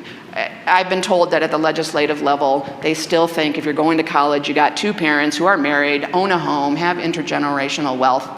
Really, in New Mexico, if we have impoverished children, they're not going to get suddenly wealthy because they showed up in college. In fact, it's the exact opposite, which makes me incredibly proud of our students. I'm working with these people who are working so hard to better themselves and their families. These guys are working just incredibly hard. So we need to do a lot on campus. We could use, for example, the FAFSA, the financial aid form. That should lead directly to SNAP benefits. If you're a Pell Grant student, we should send you information or make you automatically eligible for SNAP. That's kind of the low-hanging fruit. Someone's got to do the bureaucratic work of figuring out how we're going to send those emails out, blah, blah, blah. But that one's not so hard as getting the federal government to change the work requirement. We think we can change it. We think the governor can change our work requirement in the state. And we're working with people on a political strategy for moving that forward. Next one. Oh, and so this is one of my last slides talking about the SNAP gap, which I've already mentioned. And this has faculty and staff in it. The left column, 68% of people who are food insecure are not using SNAP in higher ed in New Mexico. And you can see 81% of faculty and staff, so that's a hurdle to overcome. But at our four-year schools, 75%. So this is one of the many solutions that we could work on and use your help on. Next slide. So what has come out of this as an exciting new consortium, we were the UNM Basic Needs Project, a couple of faculty researchers, and now through the study we have attracted people from all over the state, mostly student services staff who are on the front lines at our colleges and universities facing students in crisis every day. We're all coming together, we're meeting monthly into a consortium, and we're looking at these four pillars: food and nutrition security, housing security, financial stability, which we're just simply defining as access to federal benefits right now, because that is so much we can do right there. And then we want to work on curriculum. We need to train faculty and staff. We have to go through all these mandatory trainings in higher ed, chemical safety to shooter safety to mental health and diversity training. We should have a basic needs training for everyone. And so we're going to start working on that. We need to educate legislators, we need to educate sometimes our own presidents, college administration, and then teach first-year students, about resources, destigmatize them, teach them about the problem, you're not alone, but also these are the future, we need to teach the future. This is a thing that we need to solve, and it's going to take a long time. Pantries are for emergency assistance. Well, no longer, they're here to stay. We have them on most I don't know about most campuses. It's the #1 response in higher ed, our college pantries across the country and in New Mexico. And they're starting to do more and do more outreach and become locales to help students with basic needs. But we need much, much more than that to get at systemic causes. And one of those things is teaching. Underlying all we do is education, research, policy, and solution. Everyone needs to be educated. Policies need to change all over the place. University policy of ignoring the problem. I mean, it's not a written policy, but some of us would argue it's there sometimes. Research, we need data. We need data behind everything we do. There is no published data that pantries help retain students or help with nutrition. We're all probably collecting data at the pantry level. And so we're working on sharing that data and saying, we're collecting your student ID, let's track you. Is it helping? And anecdotally, students are telling us it's meant a lot, it saved my life. But we need more hard data. We want to argue for food scholarships. UNM did use our data when the food vendor contract came up. We used to have Chartwells. Chartwells said we can't accept SNAP on campus. We argued, worked with them for years. I believed them. I didn't know any better. Airmark came along during the application process, and we said, you've got to respond to food security. And they said, we'll accept SNAP on campus. So they're currently going through the legal hoops to be able to do that. We have little grocery spots on campus at UNM. They have to stock certain things to be SNAP eligible vendor, working all that out. It takes time, but they're doing it, and they're giving us hundreds of thousands of dollars in food scholarships. That's because we forced them to respond to our data. That's what the data is doing. Now, can we start a trend that way of getting the food service to have to respond? They can buy food at bulk. They can help us stock our pantries, our food closets that we're starting to distribute around campus, and solutions that we want to, we've spent a year collecting and analyzing the data, complaining, and now we want solutions. Now we want action. And we're picking very specific projects. We're working on SNAP. Everything having to do with SNAP is one group. We have a group working on pantries, how to make our pantries sustainable. Last I heard, UNM only provided the space. I don't mean to be picking on UNM, but it's my home location, so I know the most. The pantry had to go to the church across the street for funding, and to Greek Life to hold fundraisers. And yet, we're pretty proud of it. We put it in the news when we launched it. Now we have to get, what does it mean to have a sustainable pantry? And the more we destigmatize it, the more people are using it. Right now, UNM doesn't allow faculty and staff in the pantry. CNM, I believe, does.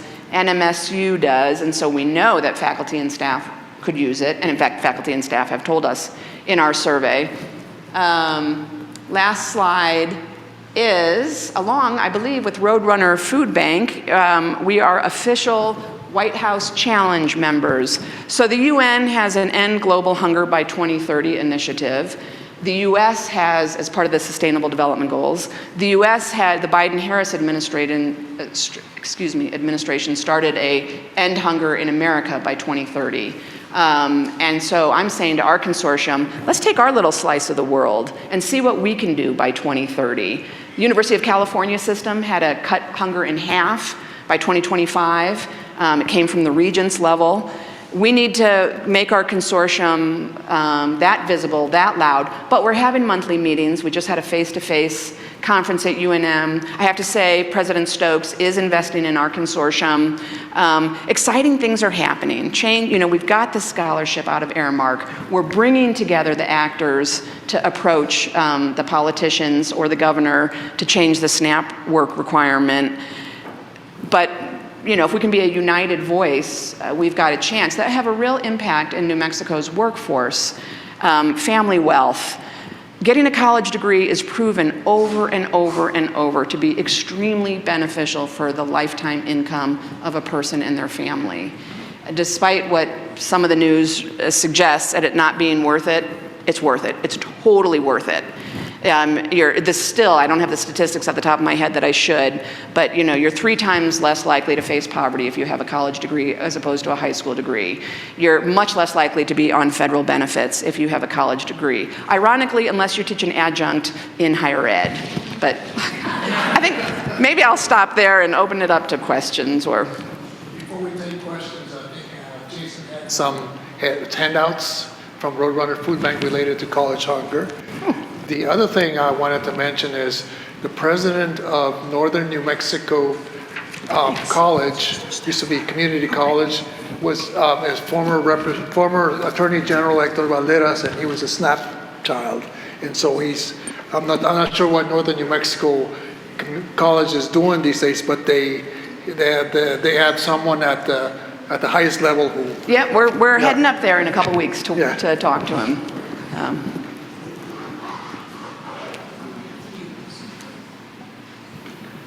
That's just an easy question, but can people join the consortium to work on these issues and support? I think so, sure. And they just need to email me and be put on our consortium email list.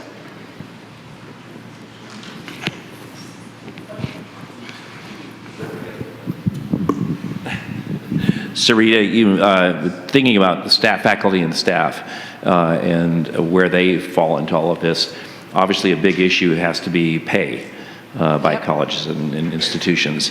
Are the administrators at all willing to look at that whole issue? I think they are. I think we're shining such a bright light on this. I was talking to a vice president at UNM who's new and said she is definitely going to start looking at her staff salaries. We came out with the student report a couple of months ago, and my team is working on the faculty staff data, and we haven't published it yet. And I think it's going to be make a splash when we come out with that data. And we asked a lot of qualitative questions. What's it like to go to work hungry? And it's incredibly disturbing when people hopefully, some people need numbers, some people need that experiential data to see what it's like. And staff, which we didn't ask, I didn't know to ask, is how many jobs are you working? They've told us in the qualitative data, I'm working 2 jobs and 3 jobs to make ends meet. And I'm coming to work hungry. So we need to do a lot more, and salaries are just commented on all the time. That's not quite an answer, but hopefully we're going to move them. I have found your presentation fascinating, and it has my attention from the get-go. Thank you. I think it's a well-kept secret. Yep. And I would like to encourage even more to hear you and what you have to say. That's one thing. Thank you. The second is a simple question. What year did that declaration come out? The Universal Declaration of Human Rights, 1948. So that's why it doesn't have mental health on there. Nope. Doesn't say anything about gender rights, doesn't say anything about clean water, clean air, but it does say food and shelter. Yes. Yes, it's dated. Yes. But. And the third thing is, I'm much too older to get a degree, but I know young people who are coming up. And so if you were to get a degree in all that you've talked about, what would that be? To get a degree in this topics? In the field and finding, is it to end hunger in the world? I just don't know what degree, social services, mental health, it touches so many, so how would you? Well, as a graduate of St. John's, I would say go for the liberal arts. It doesn't matter, right? The world is changing. Yes. Anybody, your generation, how many careers did you have? Nobody has one career. You need to become educated, and you need to know data. I'm not a numbers person. I'm managing a team that knows data. But I heard the Secretary of Agriculture, we hosted him at UNM the other day, and asked him the same question. And he said, take a research methods class. Research methods is your friend. We need to know how to understand data. As I'm really studying AI and how we're going to have to learn to work with AI. We're going to have to learn how to judge what AI is producing, what kind of questions we ask AI to enhance our education, our knowledge. There's great power there. But anyway, my husband's a computer scientist. He would say focus and focus young. I would say the exact opposite. Don't worry about focus. Get your degree. That's what matters, is learning how to think. One thing I wanted to add to your comments is if somebody's interested in getting a master's degree, I think public administration in healthcare. I have one. Emily has one. Public policy. We have And public that- policy on our yeah. team, population health on our team, nutrition, economics. We need public administration. I'm coming from human rights. Right. Law. We have a So much lawyer to on be our done, team. yeah. The legal benefits of the legal dimensions of health. And I agree with all of that. And I think number one of that is relationships. Right. Because you can't do anything without talking and seeing and building relationships. And we hope a liberal arts degree helps with learning how to talk and communicate. And the reason is that the smartphone and computers won't do it. Right. So. Yeah. And I have a thought about that question about.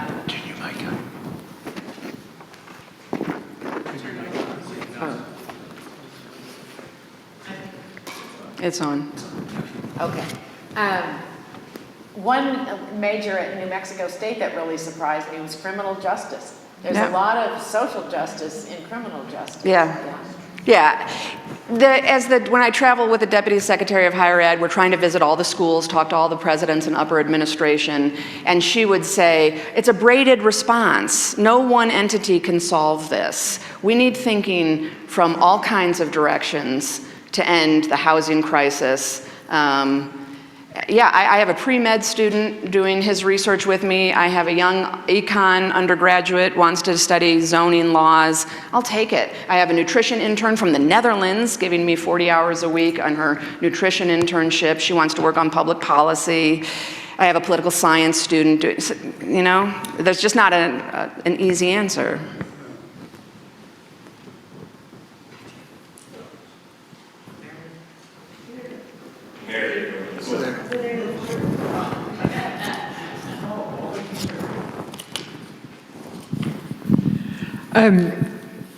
I was wondering if UNM has any policies about when kids have scholarships that don't kick in time. I had a friend in my freshman year that the university was fine with making sure he had housing, but his meal plan was cut off, and they weren't doing anything to help him. So we would go every Friday and do the Discover card application at Domino's and send him home with a couple of boxes. Because that was the only way he could survive. And I'm wondering if UNM or any New Mexico schools have something in place to prevent that. There's all kinds of things. None of them have enough resources, probably. There is the pantries. More departments are having food cupboards to help students. Like I said, emergency housing. We're trying to learn. What times of year are you the most broke? And they're telling us Christmas. That's when my scholarship has run out.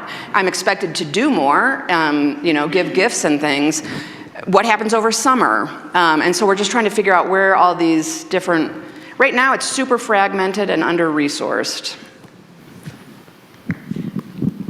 Sorry, I grabbed the mic. I'm real aware, we are like right across the street, right across Coors is SIPI, which is the Southwest Indian Polytechnic Institute, I believe. Are they involved at all in this? They weren't. Two schools didn't participate in the study, and New Mexico military wrote me and said we feed them 4 meals a day. They're not hungry.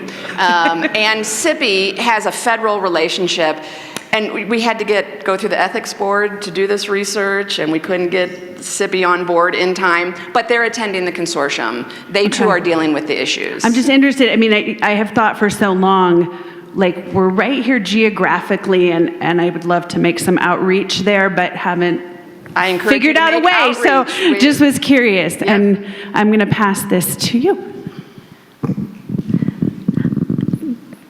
I think we're still in the morning. Good morning. I'm Lynette. I'm from Las Cruces.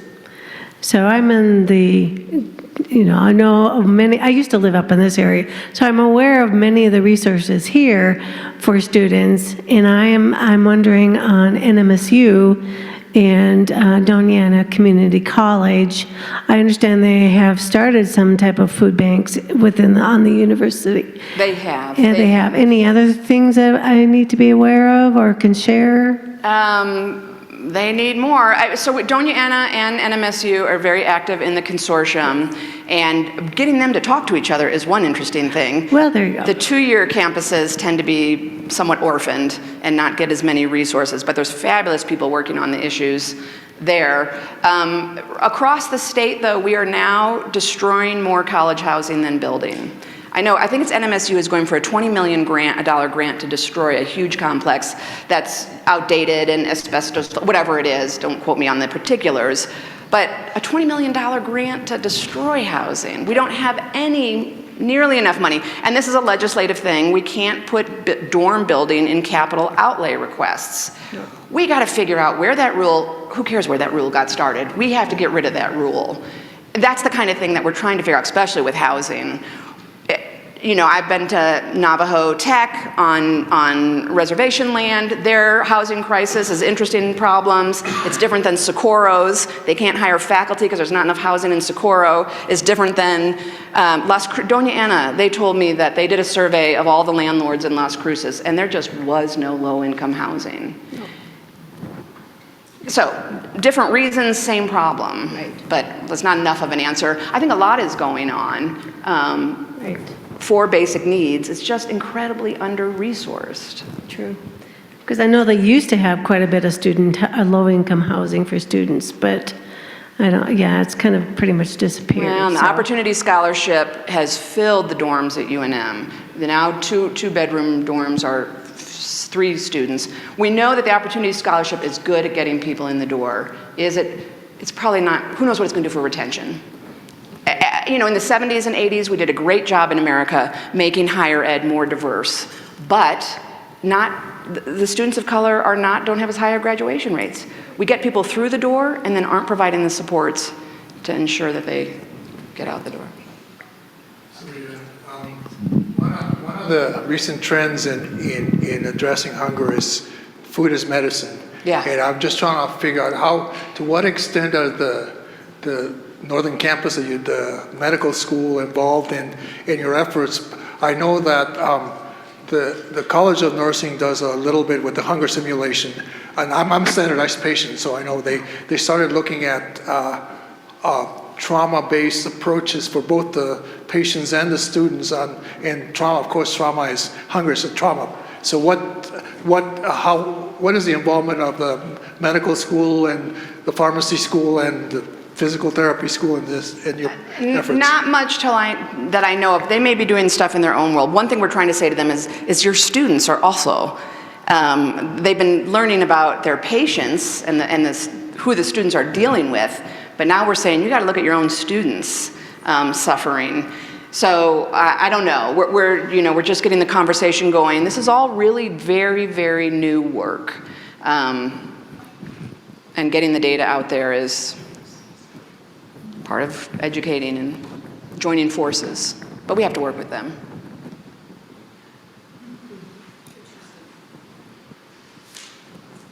Thank you all very, very much for your attention.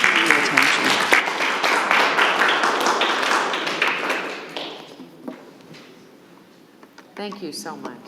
Yeah.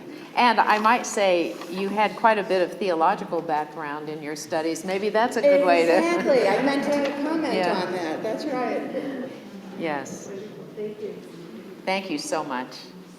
We're into the last part of our program with a very important presenter, but I'd like to stop and also mention we have a special guest, Sergio Mata Cisneros, sitting in the back, if you will wave, Sergio. He used to work for Bread for the World in Washington, D.C., and so he's a real veteran in addressing hunger from the policy perspective, and is now working at the food bank in Santa Fe, I believe, right? So we're really glad to have you back home. Thank you. Yeah. Now we are going to welcome our Southwest Regional Coordinator for Bread for the World. This is his first trip to New Mexico as an organizer for Bread. So we want to welcome him warmly. And he began his career as a young organizer for United Farm Workers. So you probably knew Dolores Huerta and people like that.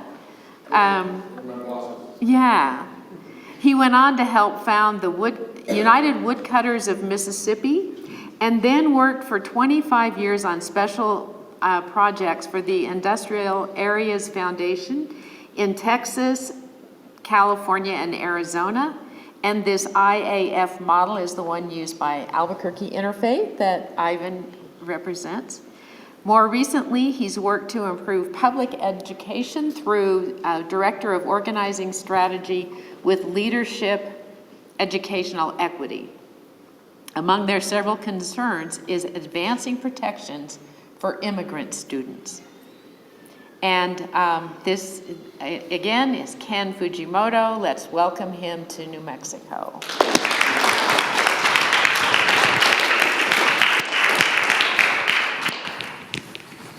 Well, thank you.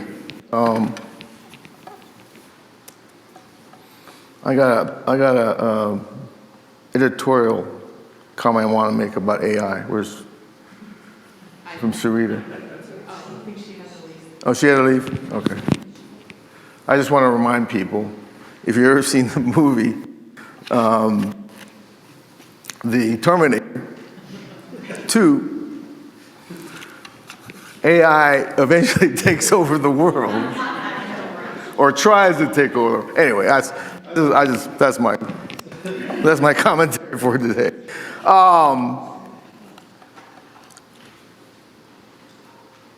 As I said, I'm an organizer. I've done that for the last 40 years of my life, and it's what I know. It's what I know best. I've never done anything else, so I know enough about policy. I'm only four months on the job, so I'm trying to learn food policy, the issues around food insecurity.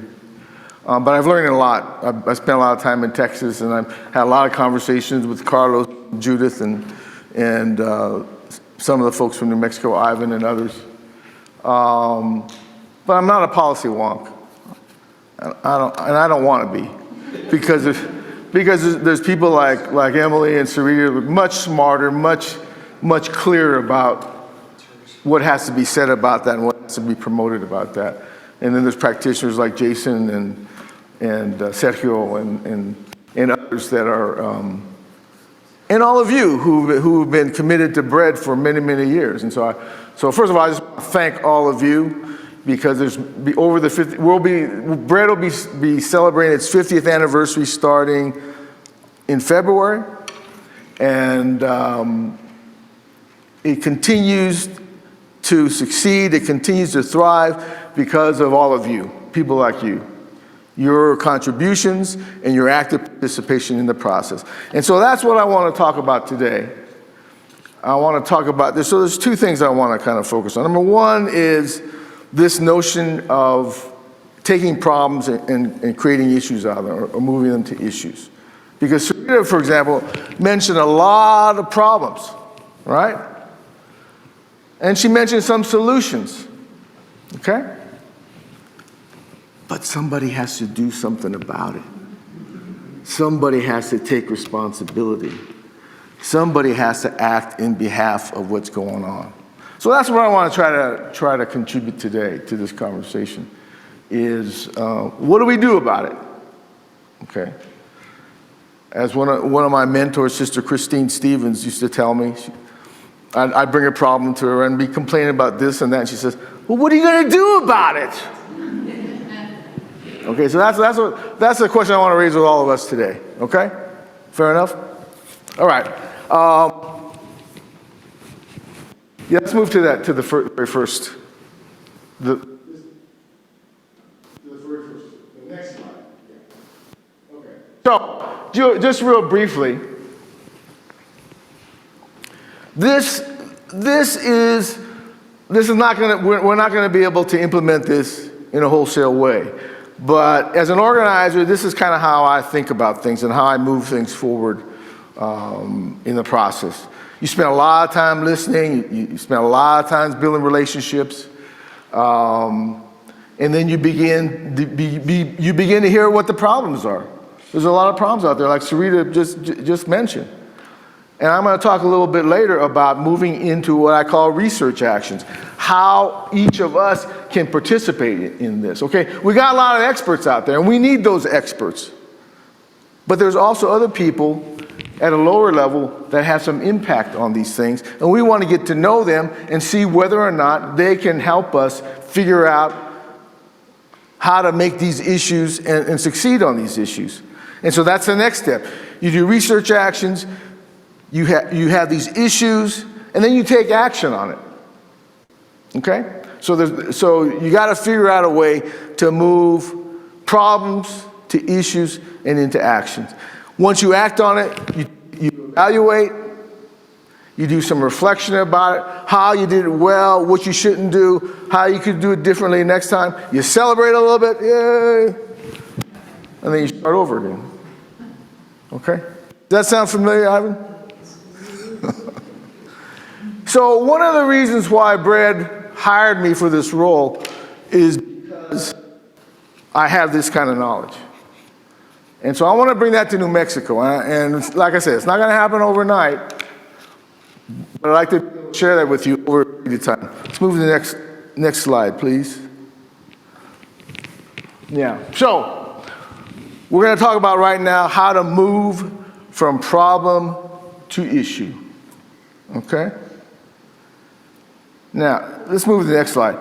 And I want to apologize because this slideshow presentation was made for listening sessions.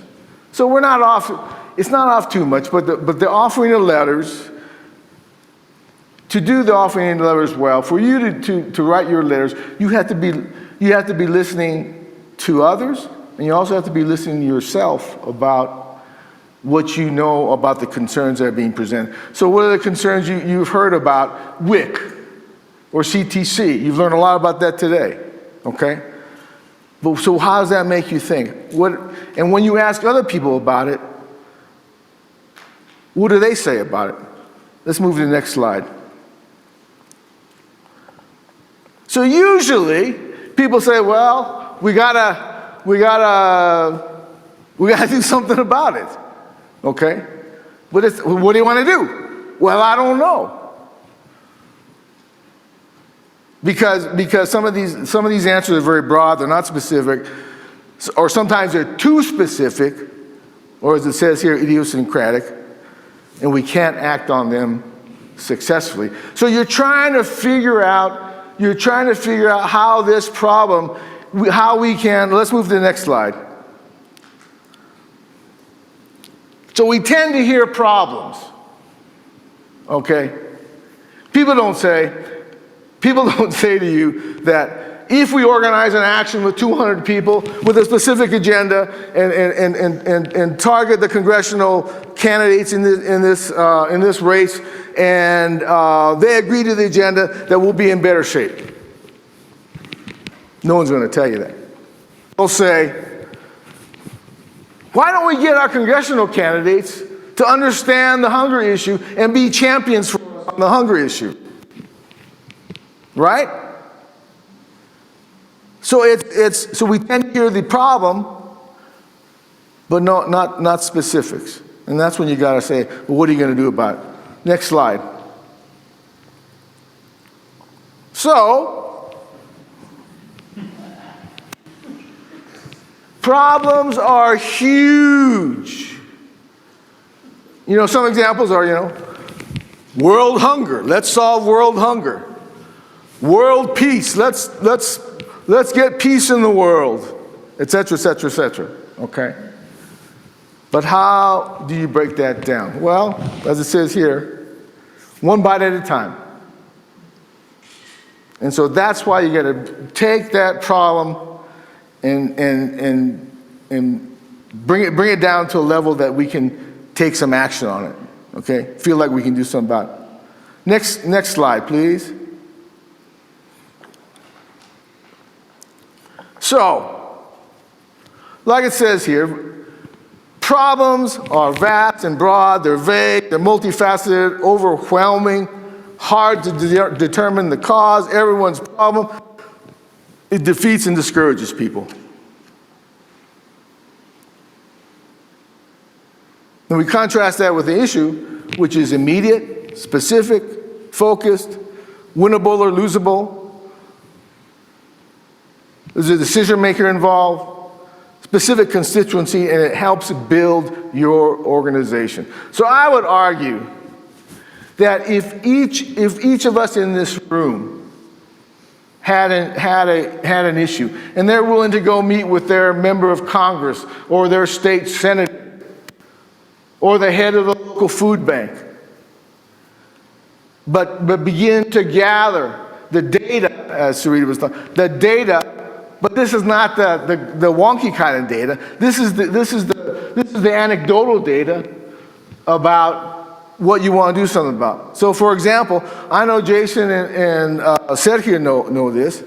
You know the time of month when people's SNAP benefits fall out, because what happens? Yeah, so what do? What do? They come call on your door, right? Okay, yeah, sorry. Right? So, you know, I learned that. I mean, it shouldn't be that surprising, but I learned that and said, yeah. How many people know that? And what if we were able to share that with a sitting member of Congress who doesn't understand this issue? Maybe that turns them a little bit. Maybe they feel a little bit better about that. Maybe they think about the Farm Bill in a different way. Okay? Because the Farm Bill, if it's passed in its present form, is going to cut $30 billion from SNAP over the next 10 years. Do I got that right? Yeah, okay. All right, let's go down to what makes a good issue. I'm gonna skip this okay, here we go. So, good issues are something that are widely felt, deeply felt, non-divisive, at least inside. So we all agree upon it within the network of bread. There is a target that you can go after. A person exists with power to make some change. It relates to food insecurity or poverty. It's more immediate, more specific, and it tends to be winnable. Now, the immediate thing, sometimes that's not the case. Immediate could mean, you know, like in the next 6 months. Very rarely is it something that can happen like now. Like we'd all like it to happen, because I'm a very impatient person. But sometimes it doesn't happen. You have to kind of string it along a little bit.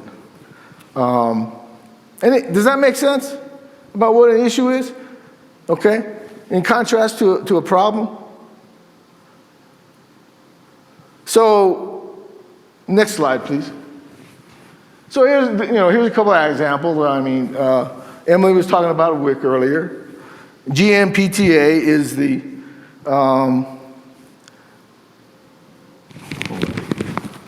what is it? I know it has to do with nutrition. I gotta remember what the name is.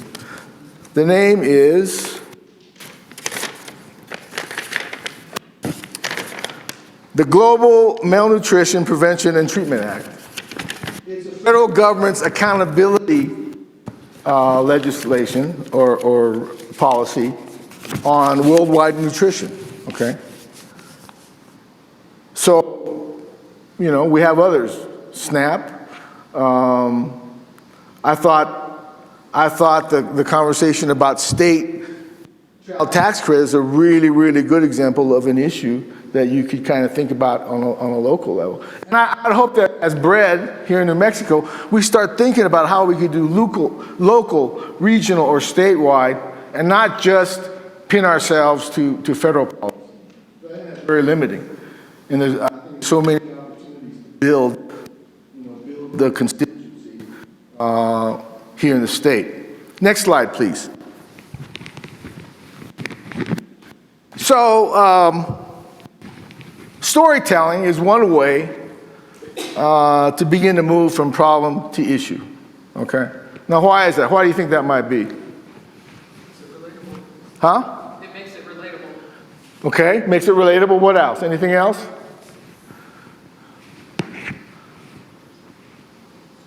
takes it down to the ground floor and make. Yeah. So as good an advocate as Jason is, okay, or we think he is it better for him to go before the legislature and do testimony on what it means to be a WIC mom? Or would it be better to have a WIC mom tell the story of what it's like to be a WIC mom? Okay? So storytelling is something we have to learn how to do. We have to learn how to identify in other people and figure out how we begin to recruit and pull those kinds of resources together. Okay? Okay, next slide. So this is some of what we were just talking about.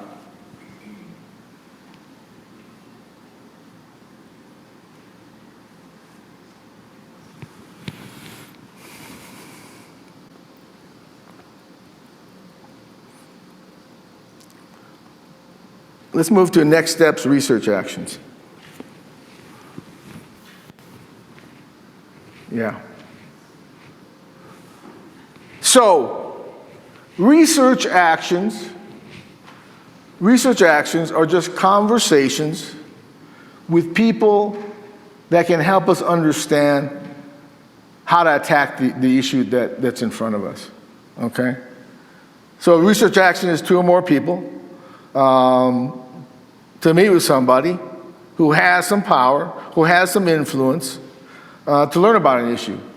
So if I was just starting to do some research on CTC, I'd go do a meeting with Emily. I'd take some people with me so she could inform us about what is possible and what's not possible about this issue, okay? Or if it was student hunter, I'd go see Sarita, okay? But that simply is what a research action is. And here's some example of the kinds of people, kinds of interests that you meet with. Right now, Brett is doing a series of research action. It's called the National WIC Association, I think it is. Anyway, they're professionals in the whole WIC arena, and they're starting. Is that what it is? Yeah. And so they're starting to meet with them, so we begin to have a better, grasp of what the WIC issue is. Next slide, please.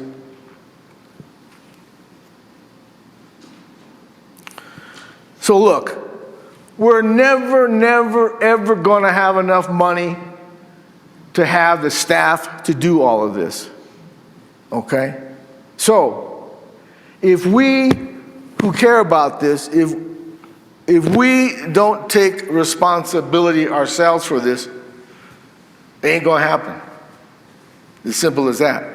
So, part of what research actions do is it helps develop leadership.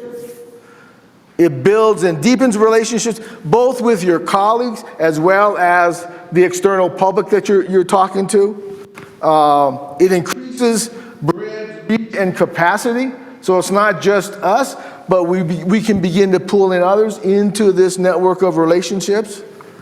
And ultimately, it increases the ownership and the understanding of a final platform that we want to add. Okay? Does that make sense? Okay. All right, so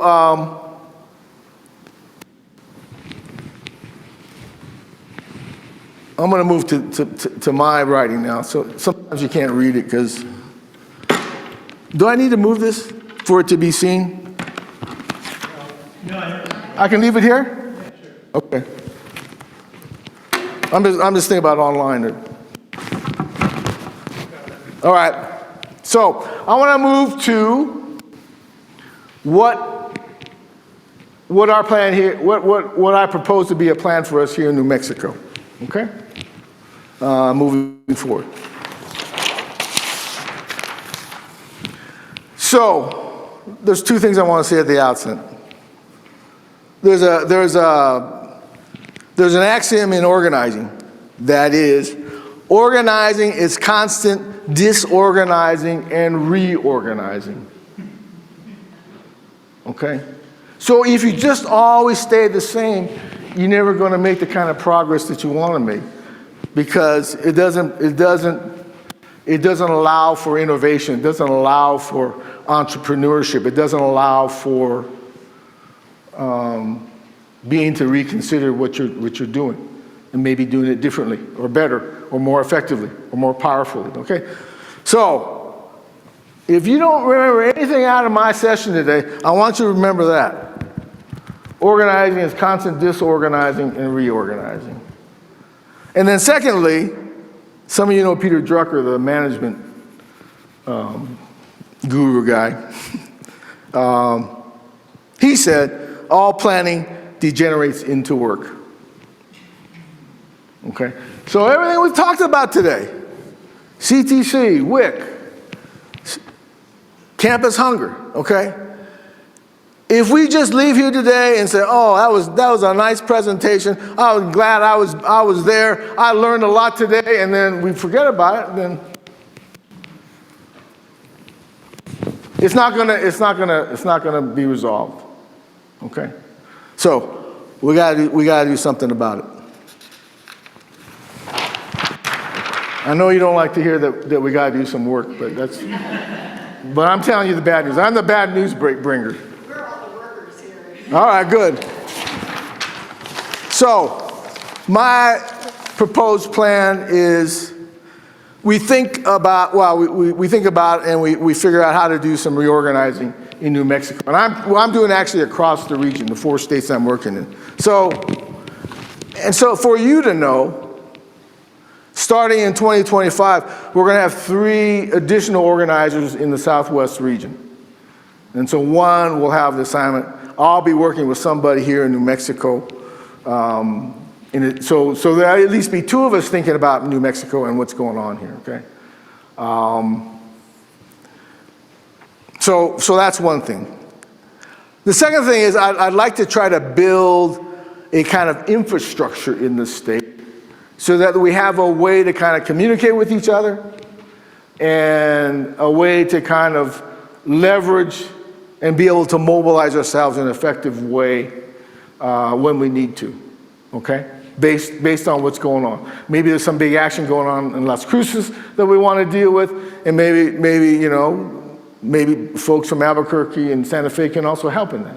I don't know. We'll have to look at it down the road. But that would be the idea of having some kind of state steering committee, strategy team, or something like that. The other thing I'd like to do is in each one of your institutions, try to create a core team or organizing team in your church. And I'm not asking some big complicated plan or strategy, but it's really kind of based on the offering of letters. And can you begin to recruit others to work with you on the offering of letters? And then maybe some of these other local actions that we're considering. Or maybe some of the local actions come out of those folks. We're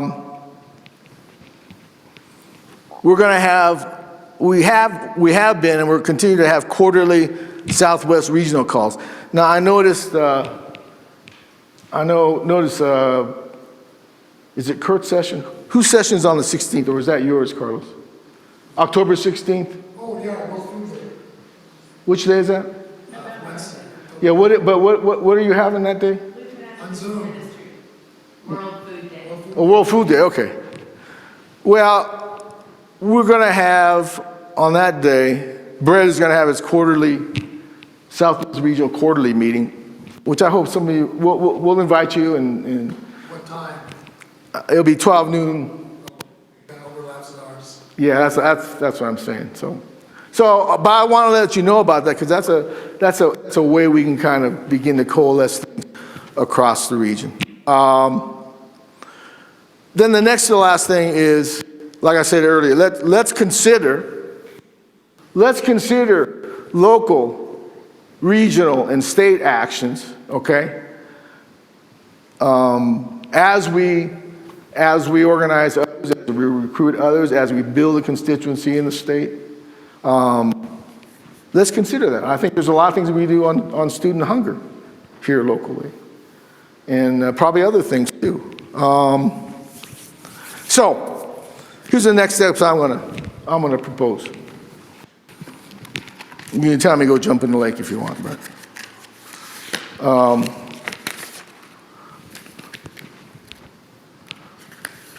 gonna pass these around.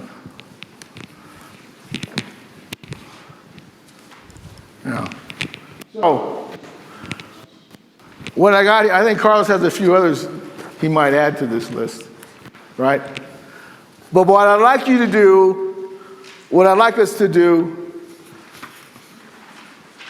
is look at this list, okay? Think about the institution you're in relationship to and whether you could reach out to them to see whether or not they'd be willing to do an offering of letters this year, okay? And then as a follow-up, I'd like to do maybe a Zoom meeting where we all check in sometime later this fall, November maybe sometime. Well, you guys can decide that. Where we can report in if our institution is going to do an offering of letters, and if there's other institutions we've connected to do the same. Okay? Does that make sense? Yes? No? So Judy, for example, you're here at All Saints Lutheran. Is there another institution that you could approach to see whether or not they would do the offering of letters? Yes, yeah. There are other churches in this neighborhood that have a similar kind of social justice. Okay. Okay. And we want to know who'd be willing to be a part of that, number one. And then number two, we want to invite them to be part of the launching of the offering of letters on the Nourish Our Future campaign on was it February 4th? February 4th. Yeah, so February 4th, 25. So you don't have to do the offering of letters yet. We're not asking you have to do that yet. We just want to line up who is going to do it, who wants to do it, who wants to be a part of it, okay? And so when we come back in November, or whenever, we just report into each other about who we think is going to do it from New Mexico. Okay? Does that make sense? Are we okay with that? So all you worker bees, get going. Okay, questions, reactions to any of this? I think my time is up. Oh, my time is up. Yes. Are you saying that we can use state institutions now too with Bread for the World for offering of letters? Like the campus hunger? Certainly. Because in the past we've only done federal. Well, let me tell you this, Lucretia. The ultimate goal is to affect federal legislation. Yeah. But at the same time, there's nothing to keep you from connecting any state initiative that is related, even mentioning, because your letters are going to go to our federal representatives. But doesn't matter. You can tie in any state actions related to that, because there are going to be state actions. Yeah.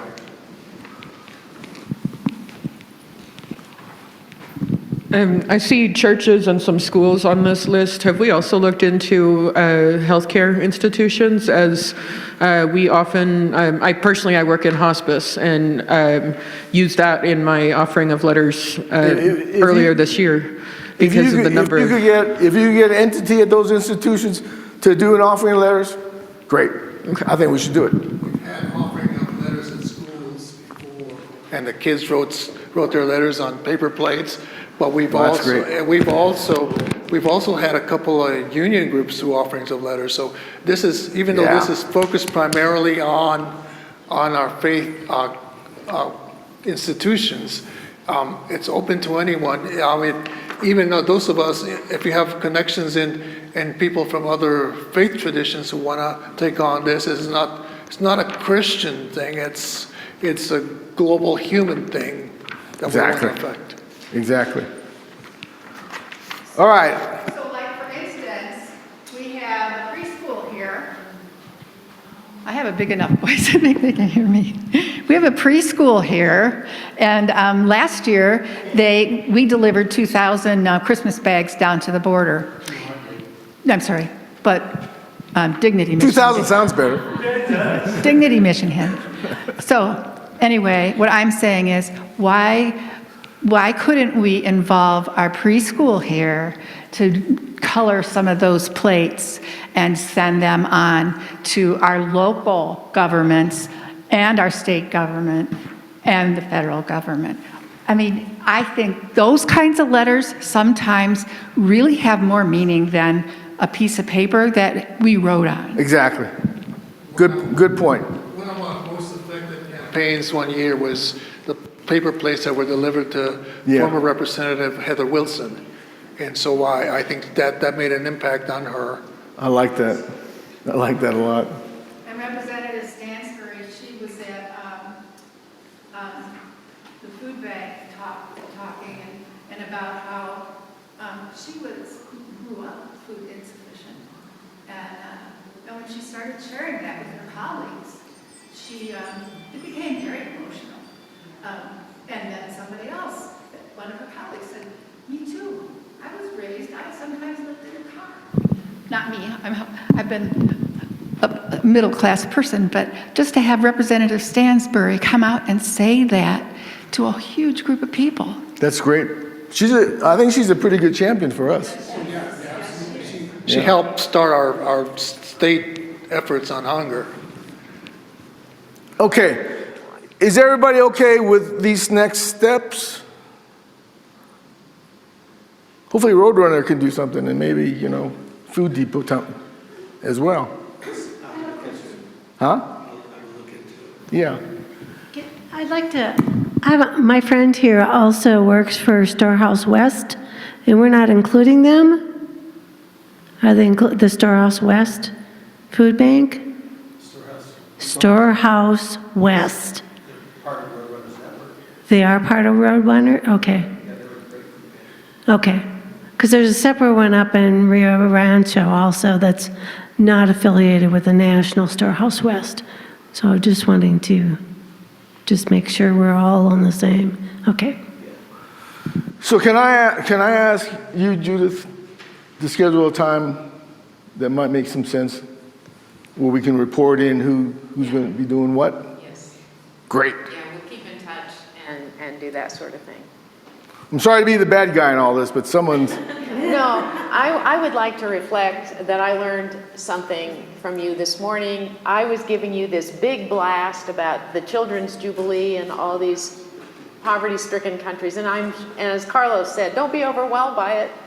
I tend to overwhelm people, but you have helped us see you've got to make that problem an issue, and Bread for the World is going to help us figure out how to address debt relief around the world. It's not something we have to figure out all by ourselves. All by yourself, We're right. going to get a lot of guidance. Yeah. Okay, unless there's any questions, thank you very much. I appreciate it. Thank you for your time and attention.